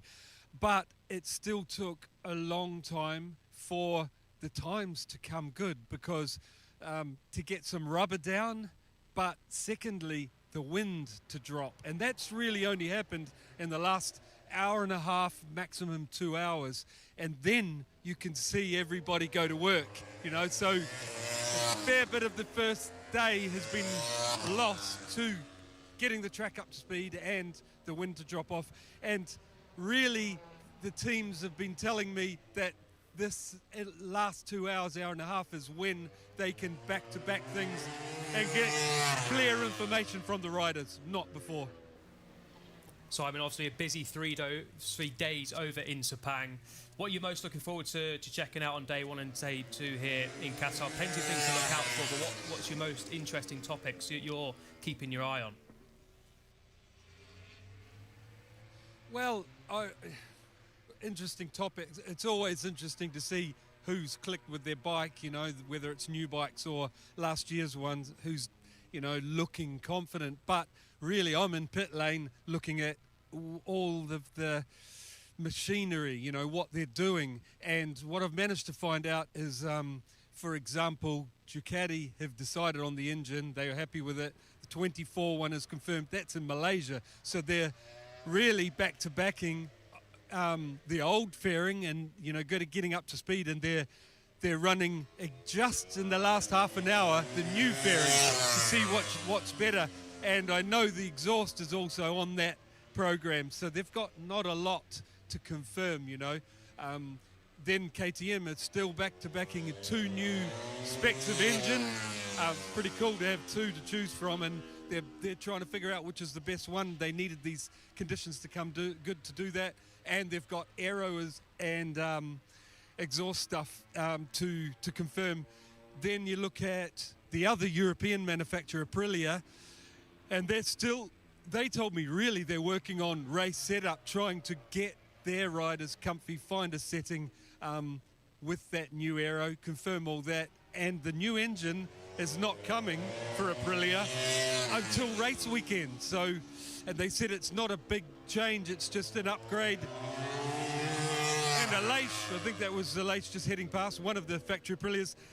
Aleix said in Sepang that he's hoping for mid-range because he says that's where he thinks the Aprilia is weak against, especially the faster couple of machines out there. Yeah, that was Maverick Vinales, who was just passing you over your shoulder because he has just gone up into 5th place. We'll catch up with you again later on in the show, Simon, but for now, thanks very much for joining us. We'll speak to Simon a little bit later on. And Aprilia is where we will start because, Elliot, they were an interesting case at the end of the Sepang test. If you asked the two riders, you got very different pictures as to what kind of shape Aprilia were in. Aleix Espargaro, who of course has been the captain appointed by the team for so many years, seemed pretty happy with life. Maverick Vinales less so. Yeah, Aleix said he likes the bike from the very first laps, which is always a great sign. And then Maverick, as we saw quite a lot in Sepang, wasn't very pleased at all. He really struggled to get to grips with the bike. He didn't even want to set a time attack because he wasn't feeling comfortable to do so. Same with Miguel Oliveira, actually, who's also riding a factory Aprilia. So interesting to hear the contrasting statements. Aprilia have seen that the bike is quicker through Aleix's pace and lap time in Sepang. They admitted they maybe made a few mistakes with Maverick setup-wise, not allowing him to really get a feel for the new parts they were trying, mainly with the aero. So interesting, but I think here it's going to be interesting to see what their comments are like because obviously Maverick much higher in the timesheets, Aleix up there as well. So I think there are probably going to be some alignments to be made here in Qatar. Interesting note there from Simon Crowfowl, wasn't it? That it doesn't appear we're going to see the 2024 Aprilia spec engine until the very first race weekend of the season. While Elliot next to me presented the team presentation just over 24 hours ago, we caught up with all the key personnel at Aprilia to find out what kind of shape they think they're in. I like the bike from the first lap, from the first lap in the first test. It's true that it's quite different in terms of the dynamic. You ride the bike quite differently. The way you put the bike on the corners, it's different, especially the first part, the entry. But it goes in really on my riding style because it allowed me to rush a lot in the entry of the corner, which I love it. Aleix proved that the new package is faster than the previous one.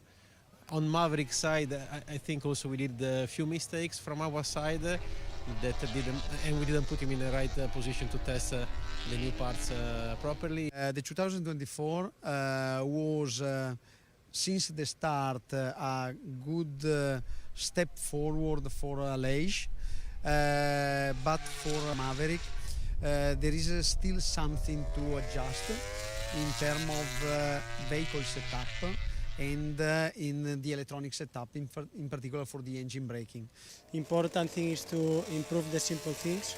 We know very well that is the start. It's something I'm really focused on because last year it's been a disaster for us, so we need to really focus on that. But still there is time. We need to be ready, especially on the race. So still there is a lot of time, plenty of them. We are trying to stay calm, trying to analyze well, and don't miss anything on the way because we can build a good bike. I expect a lot from Maverick. He finished the season with the pole position, so the speed is there. I have to start from that point. Obviously, when you have a new bike, you need to rebuild a bit your feeling, but I think Maverick now is ready to win. So, and I think Aleix is a big pusher, so it's going to be hopefully a strong battle. I believe in myself. I know the talent I have. I know how fast I can go. It's just to put everything together. Of course, in the last year I've been not really lucky, despite some technical problems or I was not able to have a good package. But you need to keep believing. You never know when your moment gonna come. Of course, if you want that your moment comes, you need to take the lead, and it's what I'm doing. It's what he's doing, and it's what he's hoping to continue doing in 2024. Maverick Vinales, so often so strong through pre-season testing. That certainly wasn't the case, though, in Sepang. Very early days, it looks much more like it here. As mentioned, he's up in 5th at the moment. For Maverick Vinales this year, we've been speaking over the last couple of years with Maverick Vinales that he's trying to learn the Aprilia project. Certainly through 2022, I think that was an excuse that you could certainly put Maverick Vinales' way. He's been at Aprilia now for 2.5 years, effectively, still yet to win a race, and it has become something of a bit of a running joke at times, hasn't it? How happy Maverick Vinales has been at the end of Fridays and even Saturdays. That's never truly translated into a victory. Surely for Maverick and for Aprilia this season, that optimism has got to be translated into tangible results. Yeah, and that's why I think in Sepang we were disappointed as not Maverick. Well, Maverick fans, he's great to speak to. He's a super nice guy, but we want to see Maverick and Aprilia doing well for the competition more than anything else. And hearing him in the first 3 days in Sepang sounding like he was quite wrong, because we obviously heard that a lot during his Yamaha days. We know how that ended. And like you say, Lewis, he now knows what the Aprilia is about. He knows how to go quick on it. Last year, he blew too hot and cold. Aprilia did in general, to be fair. It wasn't just Maverick, it was Aleix as well. Missed out on a couple of victories, close in Portimao, close in Catalonia, close in Indonesia as well, where he should have won. I think for Maverick, once he gets that win under his belt, if he gets that under his belt, especially in the first few races, and I think we'll start to see him really fly. But it's a massive year for Maverick, because he's got no excuses now to perform on the Aprilia. Certainly hasn't, and his teammate, of course, has led that Aprilia project for so long. Il Capitano, Aleix Espargaro, who had, in some media reports that we were reading since the Sepang test, had the dreaded R word put his way, that word being retirement. He did say when he signed this 2-year contract extension, which he signed midway through 2022, extending for 23 and 24, that it could be his last contract in MotoGP and his last contract with Aprilia. He's expanded on that in pre-season, that he's going to see in the early races how competitive he is. Certainly the early indications from testing so far is that this is not an Aleix Espargaro that's slowing down. No, we heard sort of in the early days of his Aprilia reign, when the bike wasn't good, he was suffering a lot of technical issues, not getting good results, that he really thought, you know what, I'm just happier being at home with my family. And of course results came, and now Aleix is, like you say, the captain of the team, the leader of the team, and he's earned that sort of place to be there. But if he's not challenging for podiums and victories in the first half of the season, maybe even earlier, because the call probably has to come earlier than the first half of the season, with just how silly season is now. Bit of a tongue twister. And with riders like Fabio Quartararo, for example, on the market, Jorge Martin as well be looking for a factory ride if the Ducati isn't going to come his way next to Pecco Bagnaia. So it's very interesting to see how Aleix goes. But the bottom line is, if Aleix is quick and challenging for wins, he'll want to carry on, because we know how hungry he is, we know how determined he is. If he's challenging for top 10s, struggling to get into the top 6, or really inconsistent in the first half of the year, then you can understand why Aleix would probably think, yeah, you know what, I've come and achieved what I thought I could achieve. He's got the race win, he challenged for a title, and he'll call it a day. But I'm guessing, judging from, I mean, it's super early to say, but I'm guessing, judging from the timesheets and how he's sort of acting in pre-season, that he's not thinking about retirement just yet. No way.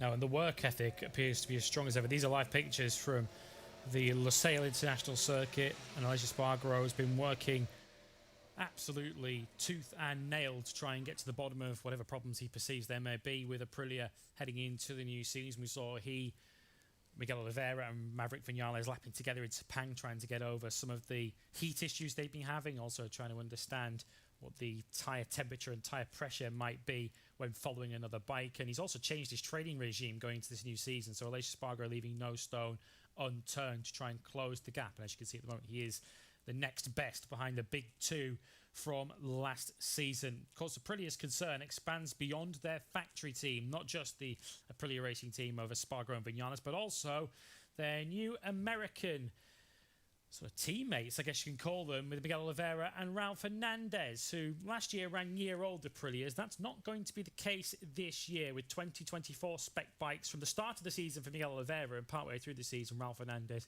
will be joining him on fully up-to-date spec machinery. A lot to be excited about for the new additions to MotoGP from stateside. Now, they had to go at it a rider down in Sepang with Miguel Oliveira on his own, and he himself had recently just recovered from a pretty bad injury. Ralph Hernandez sustained one at the Sepang test, which essentially limited him to just 21 laps over the entire test. But he is back out on track, fighting fit here in Qatar, and before he went out on track today, he updated us on his condition.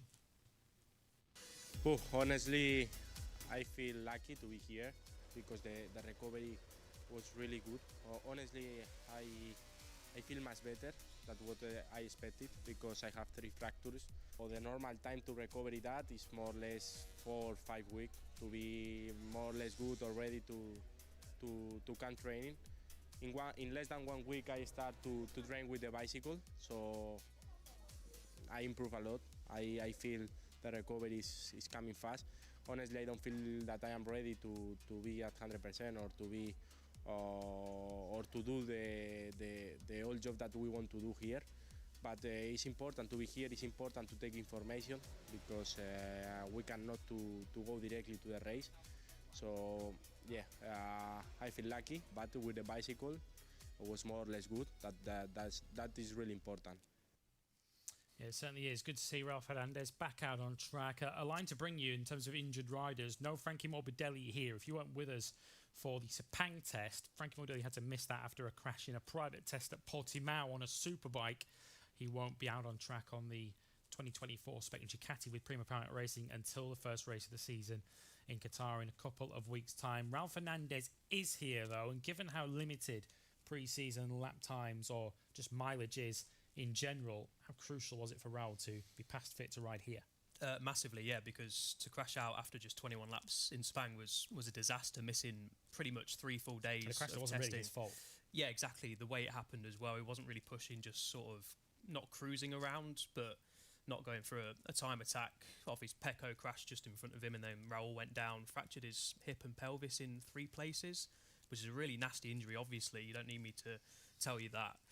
So for him to be here is, I think he said it himself, he feels lucky to be here. But he's going well so far. We obviously watching the timesheets throughout the day, and he was P1 at one point, and we were a little bit worried about how he would get on. He said himself how crucial these couple of days are in Qatar after losing all the days in Sepang. So good to see Raul sort of fighting fit, really. He's not going to be 100% of course, but these 2 days are absolutely crucial for Raul. He's looked like he's doing a good job out there. You're doing a good job, and they're going to be bikes that we're going to enjoy looking at. You just caught behind us there a little view of the American flavour to the Trackhouse Racing livery for 2024. He'll be partnered, of course, by Miguel Oliveira, as mentioned, and they've been making headlines off the track, not just with their glittering launch in Los Angeles at the beginning of this month, but they've also brought back one of the paddock's favourite sons, who's now in charge of the whole Trackhouse Racing operation. A man who's won world championships with both Yamaha and Suzuki, and he'll be looking to take Trackhouse to the top of MotoGP. Davide Brivio, welcome to the house.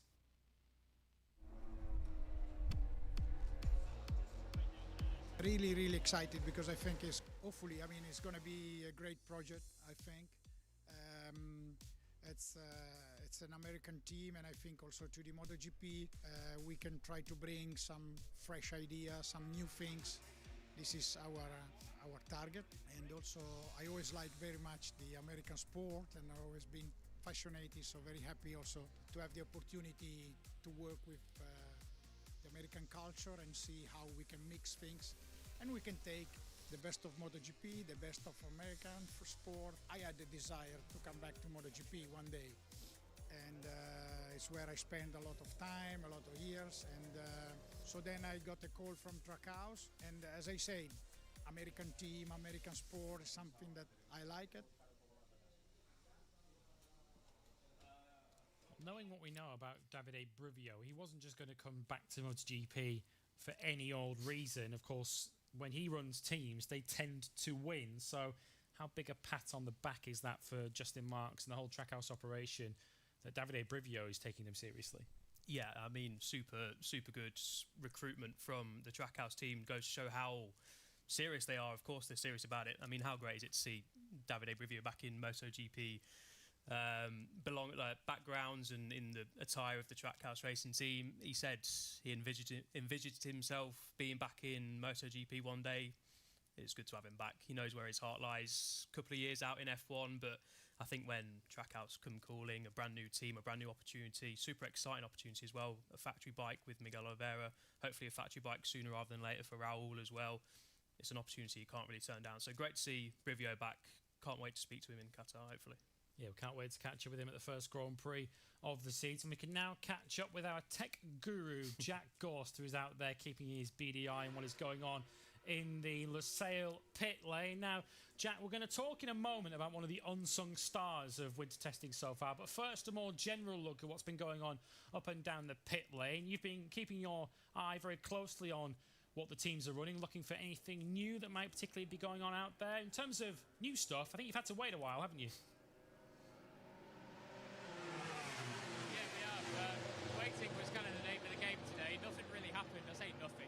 Obviously, there was some track action going on all throughout the day, but nothing in terms of the park until approximately like 45 minutes ago, something like that. We have seen some new stuff finally. Mainly the new stuff is with Yamaha. They're probably the ones that have the most new things. We saw a brand new exhaust with them, and also some different rear winglets as well. We know that they've had the kind of box square rear wing, but now they've gone for the dyno wing style. There's actually 3 of them, so they kind of one-upped everyone with going from 2 that Ducati have, and now Yamaha have 3 of them. They did try those before as well, the dyno wings, but again, they only had 2 of them, so they've expanded on that aero package.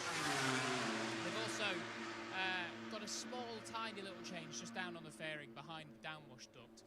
We know that the downwash duct kind of funnels the air in and shoots it down under the fairing when they're pranked over high lean angles, but now they've got like a small, tiny little exhaust vent just to let some heat out from around the exhaust and out the back of the radiator there. So obviously they found in Sepang, one of the hottest venues that we go to all year, that perhaps they weren't quite getting enough heat management and letting all that hot air escape out the back of the radiator there. So in terms of the new stuff, that's pretty much a lot of Yamaha. Nothing majorly different, of course. That exhaust is quite a big one. We'll see how that goes, whether it maybe gives them a little bit more power or makes the engine character a little bit smoother to help them. On Aprilia's side of things, there's not been anything new. We know that from the launch last night, that Romano Bessiano, technical director, was saying that they don't have anything new to bring. They've just worked to find some different solutions internally with the electronics and stuff to help Maverick out. We do know that Maverick has still been testing with the 2023 tail unit on one of his bikes, and he's pretty much been doing all of his running today on that kind of mishmash of a 24/23 bike. It's essentially all of the 24 parts, but then with the 23 tail unit. Interestingly, we did see a slight modification to the 24 tail. What they did in that kind of underseat diffuser, they put like kind of a false roof in to decrease the volume of that diffuser, and that you would presume that that would decrease the effect that it has on the bike and how it feels when riding. So perhaps something there that Maverick was asking for, whatever the effect that that underseat diffuser was having, maybe putting a bit too much weight on the rear for what he liked, perhaps he requested a little bit less and they tried it. Interesting as well, just while I've been waiting down here in pit lane to come on air, Miguel Oliveira has also tried that as well, so we'll see if that helps him, because at the minute Miguel seems to be the outlier with those 24 Aprilias, and perhaps struggling the most. Ducati, we're actually just outside the Ducati garages now. This is Prima Racing's garage just here. Nothing new, but it did take a long time for them to actually transition onto the 24 parts here. They pretty much did all of their running today with the 2023 stuff. That's everything, all the 23 wings, the side fairings as well, and it was only really, again, in the last 45 minutes that we saw Pecco finally go out on the full 24 aero fairing and package there. So nothing in terms of new parts there, but finally, once they've got down some good times, they've gone on to the new stuff to try. Interestingly as well, Bastianini actually just came back into the garage. He walked through the back, and then some minutes later his bike was wheeled around the front here. Didn't look like there was any damage, but he must have had a technical problem out on track somewhere, and that was with his bike with all the 24 aero on it as well.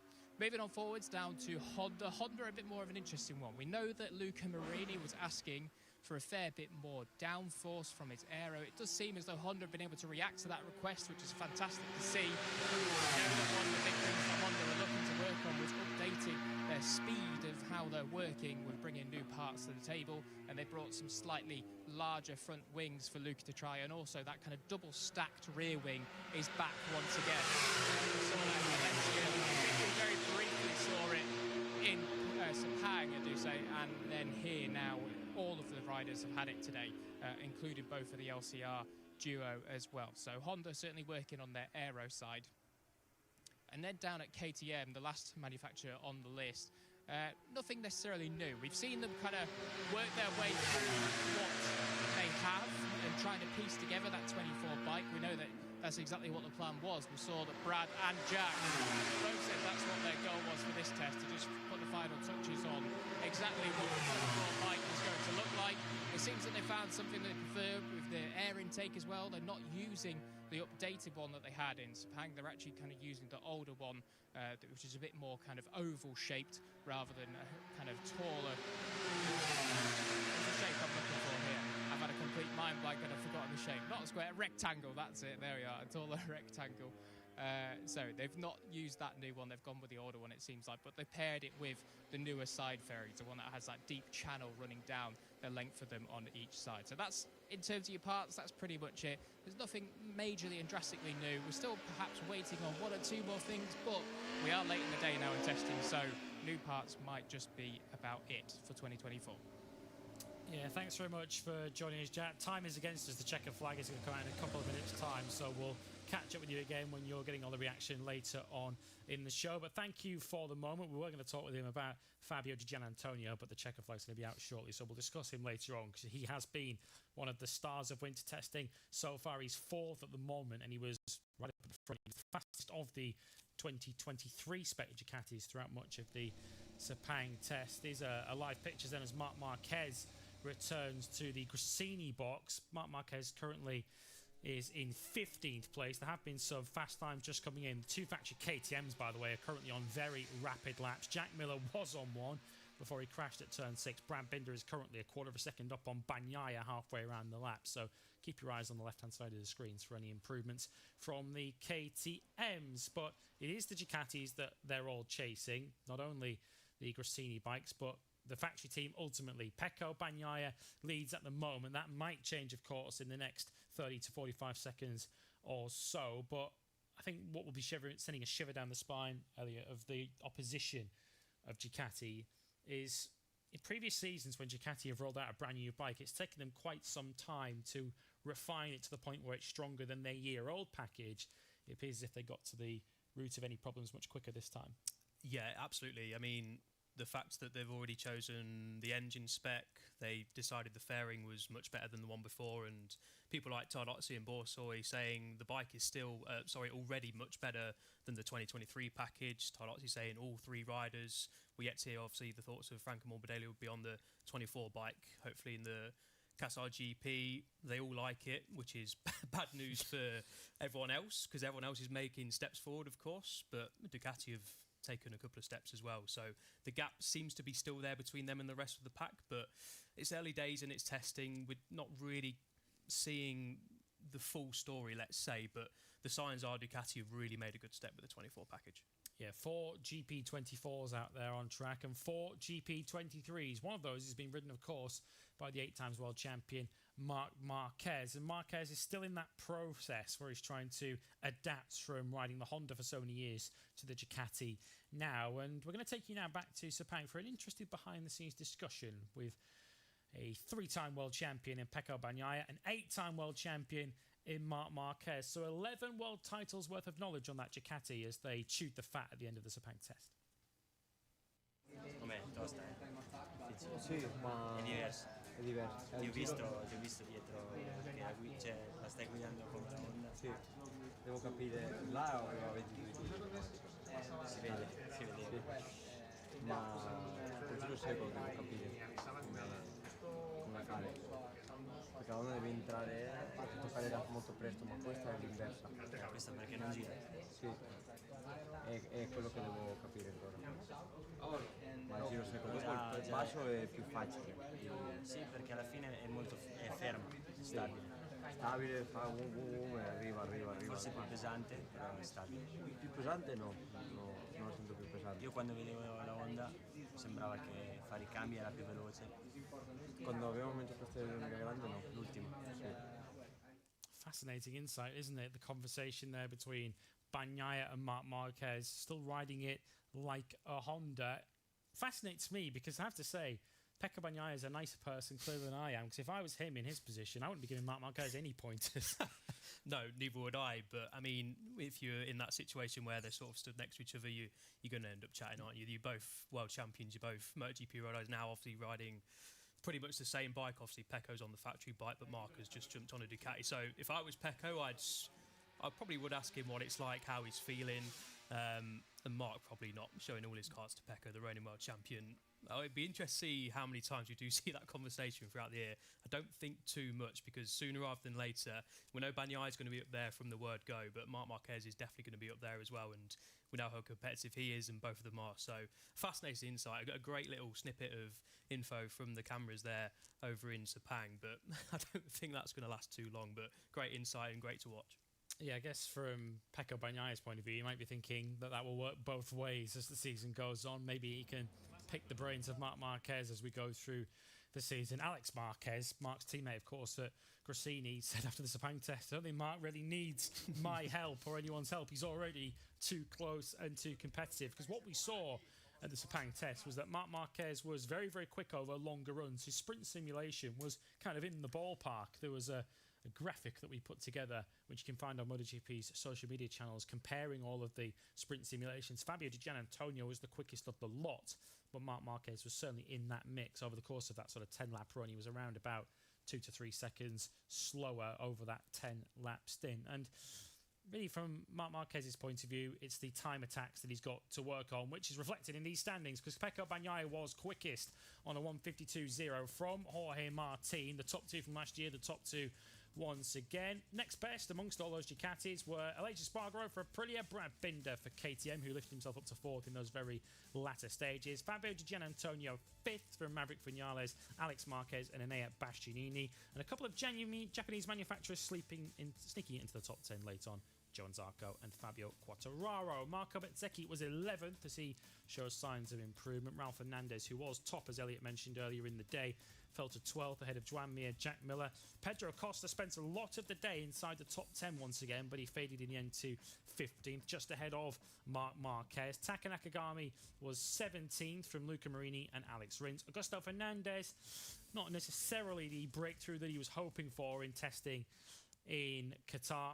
He was in 20th ahead of Miguel Oliveira, Michele Pirro and Cal Crutchlow. And it leads us nicely back onto our Ducati discussion, doesn't it? Because the two riders who really did blaze a trail last year and were the two to beat in Sepang are up at the front once again. It certainly looks as if, at the moment, the Bagnaia-Martin sequel might be in the offing this year.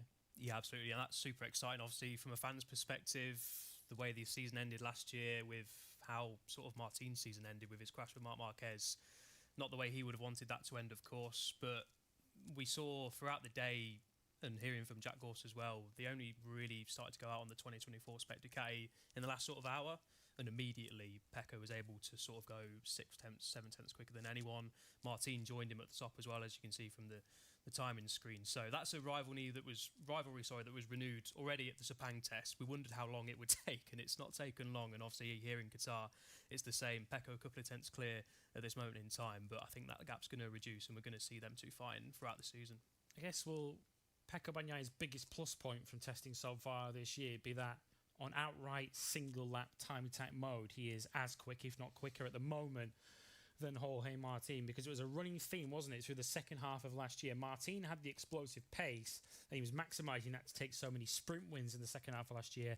Bagnaia was doing his best work on a Sunday and over longer runs. He was often sacrificing that Friday practice session and finding himself in Q1 as a result of it, because he was focusing on race preparation. But important for Pecco Bagnaia to be able to qualify as strongly as Martin, because as he found out last year, an awful lot of points can go missing in those sprints, can't they? Yeah, I mean, that's the whole reason why Martin was able to keep tabs with Pecco for so long. I think 7 out of the last 8 sprints, Martin was on the podium. I think Pecco was only on the podium in a couple of those. But then obviously the roles reversed on Sunday. Pecco was super, super strong on the podium, at least in the last 5 races. I think in the last 7 races, Pecco was on the podium, and Martin couldn't string it together on Sundays. I mean, in Qatar, obviously had the issue with the rear tyre. Didn't work for him in Sepang either, finished off the podium there. But it was an interesting dynamic last year. Martin had the better of him in qualifying and the sprints. Of that, there is no doubt. But then Pecco was able to rebound really, really impressively, actually, from disappointing sprints. You got to say, he was up there in some of them, but Martin blew pretty much everyone out of the water in the sprints. But then Pecco, obviously being a world champion, used his knowledge and experience and then just turned it around on Sunday, where it really, really matters, of course. Like you say, Lewis, you can gain and lose a lot of points in the sprint, but Sunday is where the big points count, and that's where Pecco ultimately won the championship last year. Yeah, we're only 19 days away from the first Tito sprint, and Luca Marini will be hoping that he starts it a little bit better than he did just there. You've got a good idea there, haven't you, just how much dust there is on the start-finish straight and just in the track in general off the racing line. That start there from Luca Marini was kind of reminiscent of what we saw from Jorge Martin in the Qatar Grand Prix 2.5 months ago. This is the reigning world champion who absolutely aced the start of that Qatar Grand Prix back in mid-November. It really was the bedrock for his eventual second place, although he did lead for so much of that Grand Prix. Let's watch the world champion off the line. Didn't appear to be many great problems there. But Luca Marini certainly getting a little bit squirrely off the line as that Honda was pointing left and right when really he wanted to be going forwards. Here is Marc Marquez, who certainly didn't appear to have had the best of a practice start there either. That's something he'll be looking to get to the bottom of. Maverick Vinales here on screen. So often last year we saw him going backwards off the line. Let's take a look at how he gets that Aprilia off the line. Looked pretty good there, didn't it, for Top Gun? So often last season we saw Maverick Vinales losing places off the line and into turn 1 at the start of Grand Prix, which caused him to request a magic clutch from Aprilia for 2024 to try and get to the bottom of those woes and enable him to fight with the Ducatis from the front of the field early in races rather than slipping back and having to play catch-up through the race itself. Miguel Oliveira here on screen. Oliveira down in 21st place today. He did 57 laps, and it was interesting, wasn't it, Elliot, that Oliveira was speaking of how he needed to manage his energy reserves over the course of the 3-day test in Sepang, and says he wasn't too concerned by lap times, given that there are no points handed out for testing. So should we take Miguel Oliveira at his word on that we shouldn't be too concerned by seeing him down the order? Because we need to remind ourselves he's going essentially up 2 years in Aprilia spec. Yeah, it was always going to be a difficult pre-season, I think, for Miguel, because easy to forget. Here in November, towards the end of November, he obviously crashed in the sprint through no fault of his own and injured himself again. So pretty much 2.5 months without riding a MotoGP bike. Okay, the others only did a weekend after in Valencia in the test, but it made a difference. Obviously, Miguel had a terrible year with injuries, luckless in 2023 for Miguel Oliveira. So I think pre-season was always going to be a slow start for Miguel. Obviously, like you say, jumping up 2 specifications, jumping on a factory Aprilia that's massively different to the 2022 spec with all the new aero bits on it. So yeah, I'm not too surprised to see Oliveira sort of where he is on the timesheets. Interesting to try and hear his interviews at the end of today, especially end of tomorrow as well. Not sure how much of a time attack he will have posted 1.9 seconds off the top in P21, but not too worried at this point for Miguel Oliveira. I think if we go into the Qatar GP on Friday and he's still sort of 2 seconds, 1.5 seconds, or just over a second, depending how close the times are, of course, off the top, then we can sort of maybe start to question, worry a little bit. But I think he's just taking his time to adapt to the new bike. Obviously, new surroundings as well with the new team coming in. Okay, the personnel in the garage is pretty much the same, but getting used to the new sort of management as well is going to take some time. But no reason to really worry, I think, for now. But it's going to be interesting to see where he is tomorrow. Just got a glimpse there of 2 of the more distinctive liveries on the 2024 MotoGP grid, because some team presentations have taken place since we last spoke to you at the Sepang test. We saw the very easy to spot Pertamina Enduro VR46 Ducati there of Fabio Di Gianantonio. We also there saw the LCR Castrol livery of Johan Zarco, and to echo the comments of our broadcast partner Matt Burt earlier on today on Twitter, I think we all hope that Johan Zarco is competitive this season, because we want to see more of that bike, don't we? Oh, beautiful, isn't it? I think 99 Colin Edwards World Superbike S livery with the number 5 on it as well. Absolutely stunning livery. We've seen the Castrol livery, of course, in fits and starts with LCR. Some races they did run it, but that's a proper throwback, a Castrol livery. I think we can all agree that's an absolutely stunning livery that we're going to see throughout the season. So yeah, hopefully Zarco goes well on it. We can see it on our screens more often than not. But yeah, a stunning livery. I think probably the best. I don't know if you agree on the grid this year. Well, it's up there. It's up there. Definitely, because we still have one livery yet to see, Pramac Racing. Don't forget, you can see their team presentation live with us next week. That's on Wednesday of next week, as they get a bit of a spotlight at the Bahrain Sakir International Circuit ahead of the opening round of the Formula 1 season next week. Let's return to our Ducati discussion then, and we've of course discussed Pecco Bagnaia. Let's now talk about the Pramac Racing team then, and Jorge Martin and Frankie Morbidelli. We'll be hearing from Frankie in a moment, incidentally, of course, who's not testing here. But from Jorge Martin's point of view, so many questions, of course, around his end to 2023, missing out on the championship, and could he back that up and convert that into a sustained title challenge once again in 2024? All of the indications that we're seeing so far with one day of testing to go is that the answers are resounding yes. Absolutely. I mean, I think the Valencia test was always going to be massively difficult for Martin, coming off such a huge disappointment in Valencia on the Sunday. Had a couple of crashes in the test as well. We're all thinking he's obviously leaving the winter after such a great year. To end it on such a low would have been massively disappointing, of course, for Jorge Martin. But to come back after the winter break, obviously a couple of months at home would have done him the world of good, to forget about the negatives, how the season ended, focus on the positives. And we know what Jorge Martin's like. He backs himself to the hills. He'll be super, super confident that he'll be able to challenge and win the title this year. So no surprises to see him at the top of the timesheets, and even more so to get onto the new bike. And okay, first couple of days in Sepang, we were wondering if he was really getting on with it, because Pekka and Anea were sounding a lot more confident.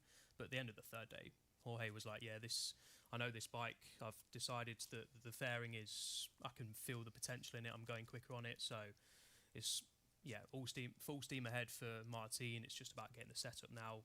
Borsoi said the same.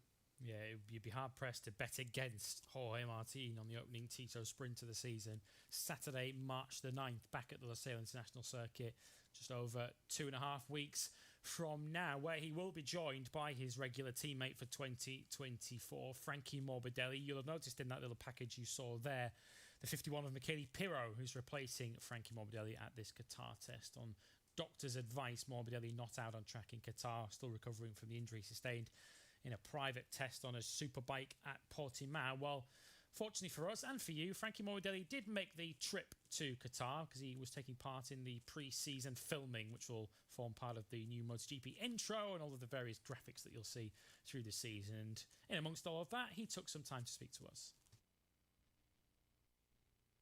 The accident was pretty particular. It was in an out lap.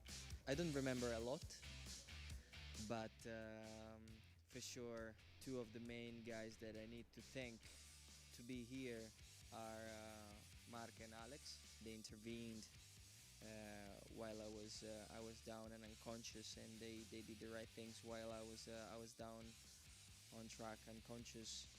And I need to thank them. The doctors said that it'd be pretty dangerous to hit the head again right now, so we need to wait some more time. I'm gonna miss 5 days of tests, which are very important to build up with the new crew, with the new bike for sure, especially when everything is new.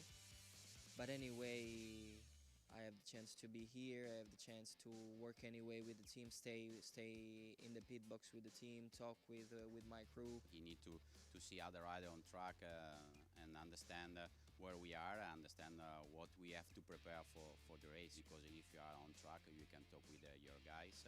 You can create a good atmosphere for start of the season. And he is fit. It's okay, of course, but we have to wait a few weeks more. Let's see where he can be at the first race, but for sure it's a really tough and hard start of the season. Anyway, we are ready for that. We know it will be difficult, but anyway, we are here to help him. Sincerely, looking at Sepang test, the new Ducati and the Ducati in general worked super well, very well, so I'm very pleased to see that, and I'm very looking forward to jump on it as soon as possible. Yeah, Frankie Morbidelli going into the new season with no laps under his belt on the GP24 Ducati.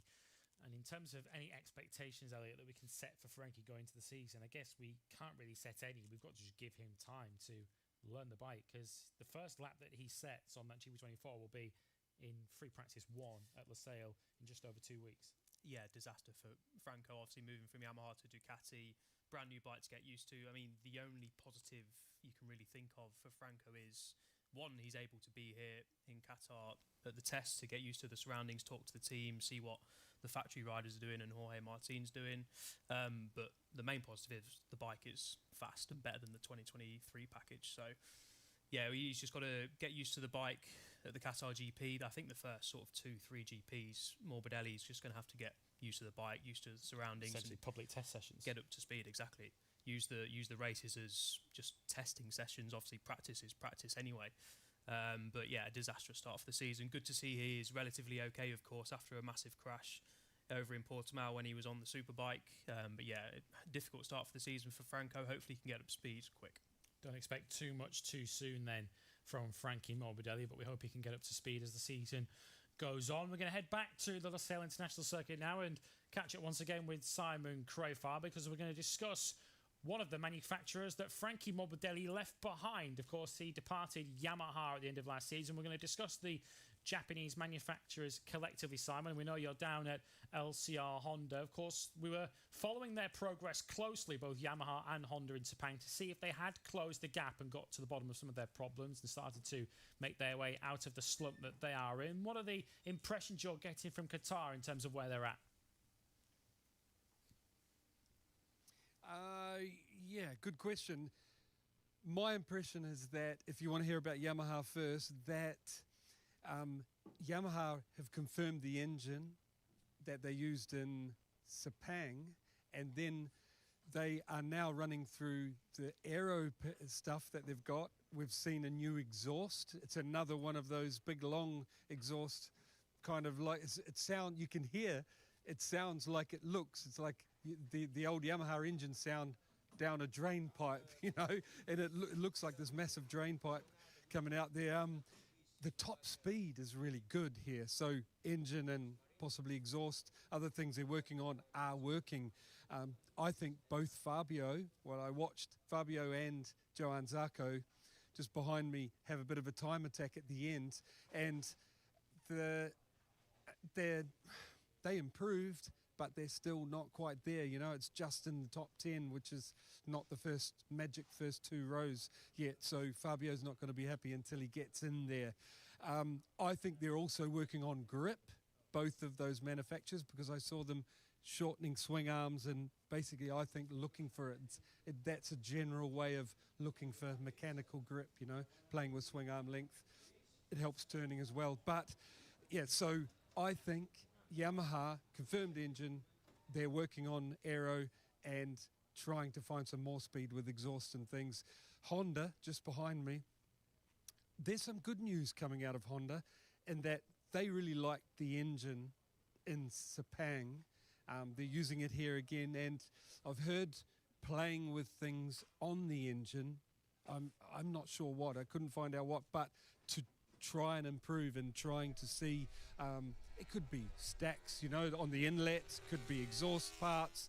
I'm really not sure what it is, but they're trying to fine-tune that new engine spec that gives a better, faster engine, but a better torque delivery, like smoother, so you don't break that rear grip. And the good news is they came with new aero, new wings here, and they worked. That's what Johan did the time attack on, and also his teammate Taka Nakagami. The other Honda factory Repsol team have that new aero on as well. So Honda are making some progress. We saw in Sepang's side that they were having opposite problems. Yamaha struggling on the 1-lap pace, Honda more happy with the 1-lap pace and more disappointed with the long-run pace. Do you feel like that's changed here in Qatar, or do you still see it as that's sort of the issues they're working on? I believe that's still the issues they're working on. Yamaha, definitely, 1-lap pace. I mean, Fabio had a bit of a time attack, but it's not what we know Fabio can do. And that is, front row or second row, and he's still not managing to do that.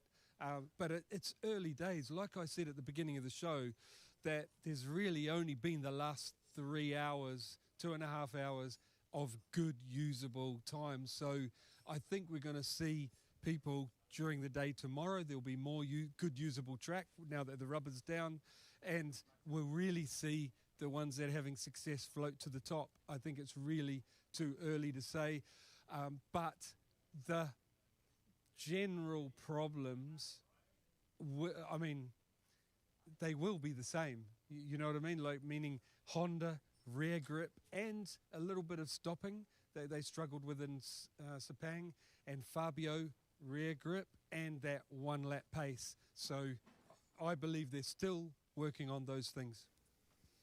Well, thanks very much for the moment, Simon. We'll catch up with you again later on in the show. And just to pick up on Simon's point there around Fabio Quartararo, he was 10th today, just under 0.6 of a second off the outright pace. Although, if you want to look at it glass half full, a couple of tenths would have put him up in 5th place. So, still plenty to work on from Fabio Quartararo's point of view. But Yamaha haven't got to the bottom of their single lap woes just yet. Well, one of the big stories of the Sepang test a couple of weeks ago was the rookie, the Moto2 world champion, in many eyes, the future of MotoGP. Pedro Acosta was in the top 10 throughout the 3 days of Sepang, winning admirers everywhere he goes, and many of them will be joining him on the grid for the first race of the season, because we did a straw poll up and down the paddock, and many of the very best of MotoGP had plenty of good things to say about Pedro Acosta. Pedro's talent is amazing. I mean, since he arrived in the championship, he's doing extraordinary things. And when you see him riding, the lines he's taking is not rookie lines. It's unbelievable how fast he learns. So obviously, it's going to be one to watch during the season. With the potential he demonstrates right now, will fight for the top position, for the top 10 for sure. He's an amazing rider. He will do a great job this season, and it's difficult to predict something, but for sure I guess he will be in the top 10 at the end of the year. It was clear already in Valencia. He went really fast, really quickly, and he looked really good. So I'm sure he's going to be strong this season. It's impressive. I already checked his lap time and what he did on the test, and he has adapted super quick to the bike, and it will be also good for us to have him strong like this and get his reference for all the team to improve. Pedro will be one of the guys this season. I mean, he will be fast. Many riders, as for example Quartararo or Bagnaia, arrive, and already in the first season they achieve a good results, pole positions and podiums. So yeah, he will do. I mean, his career at the moment has been very successful. So have everything to be a big name in MotoGP. The MotoGP riders believe the hype, and while the spotlight's on Pedro Acosta as he steps up to the Premier class, he's not the first rider to electrify the grid early on. Marc Marquez made an immediate impression in his first test in Sepang in 2013, finishing as the 4th fastest rider, and going on to make history by taking the World Championship in his rookie year. Pecco Bagnaia did even better in his first test back in 2019, also in Sepang. The Italian finished 2nd fastest, just a fraction of a second behind compatriot Danilo Petrucci. However, he struggled to adapt once the season got underway in earnest. Fabio Quartararo made his debut in 2019 as well, but was unable to match his fellow rookie Bagnaia, registering the 16th fastest lap. And Jorge Martin appeared on the scene 2 years later in Qatar. The Spaniard was the 14th on the timesheets. 4 reference points for Pedro Acosta as he looks to make his mark in his maiden season. But will he be able to emulate his new rivals on the track? Good question posed by Connor Doherty there. It's a question we're going to try and answer then. Pedro Acosta was the sole rookie in MotoGP this season, but he is going to produce plenty of fireworks, we think, this year. As mentioned earlier, he was in the top 10 throughout the first pre-season test in Sepang, although of course he did have the benefit of the shakedown leading up to that to get him up to speed. As Connor pointed out there, testing performance is no guarantee of strong performances over the course of the season, so we'll have to wait and see whether Pedro Acosta can back that up. We'll discuss him in a moment because we can head live now to the Losail International Circuit and catch up with one of the other Pira Mobility Group riders, and one of those ahead of Pedro Acosta today. Jack Miller was 14th. We can now hear his thoughts at the end of day 1.